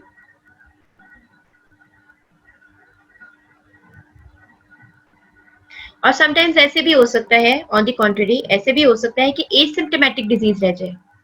ठीक है, ये सालों तक पता ही ना चले या महीनों तक पता ही ना चले, पेशेंट खुद से भी इस चीज को इतना एक्नॉलेज ना करे कि उसका वेट लॉस हुआ है या जो कुछ भी है। ठीक है, तो समटाइम्स ऐसे भी हो सकता है कि उसको एज सच कोई सिम्टम भी ना हो और वो प्रेजेंट भी ना करे और एक्सीडेंटली हम किसी और वजह से कोई किसी और डिजीज को हम फाइंड आउट करने की कोशिश कर रहे हो, तो sometimes there is a lung patch. ऐसा भी होता है कि साइलेंट डिजीज होती है और एक्सरे किसी और वजह से किया जाता है और उसमें ट्यूबरकुलोसिस निकल आती है।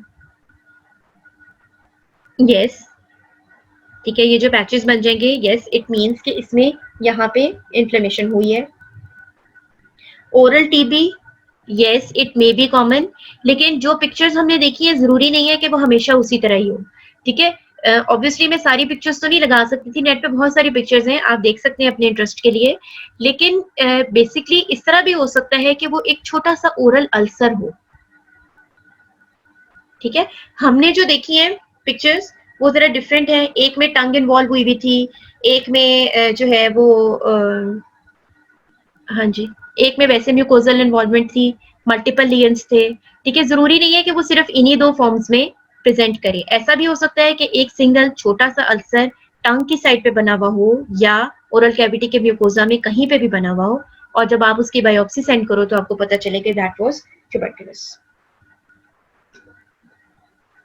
ठीक है, so with this we come to an end. If you have any other questions you can write them down and we can have a discussion in the further lectures. ठीक है, अब आपके नेक्स्ट लेक्चर का time start हो गया है, हम इसको वाइंड अप करते हैं। yes it can spread from lungs to any part of the body.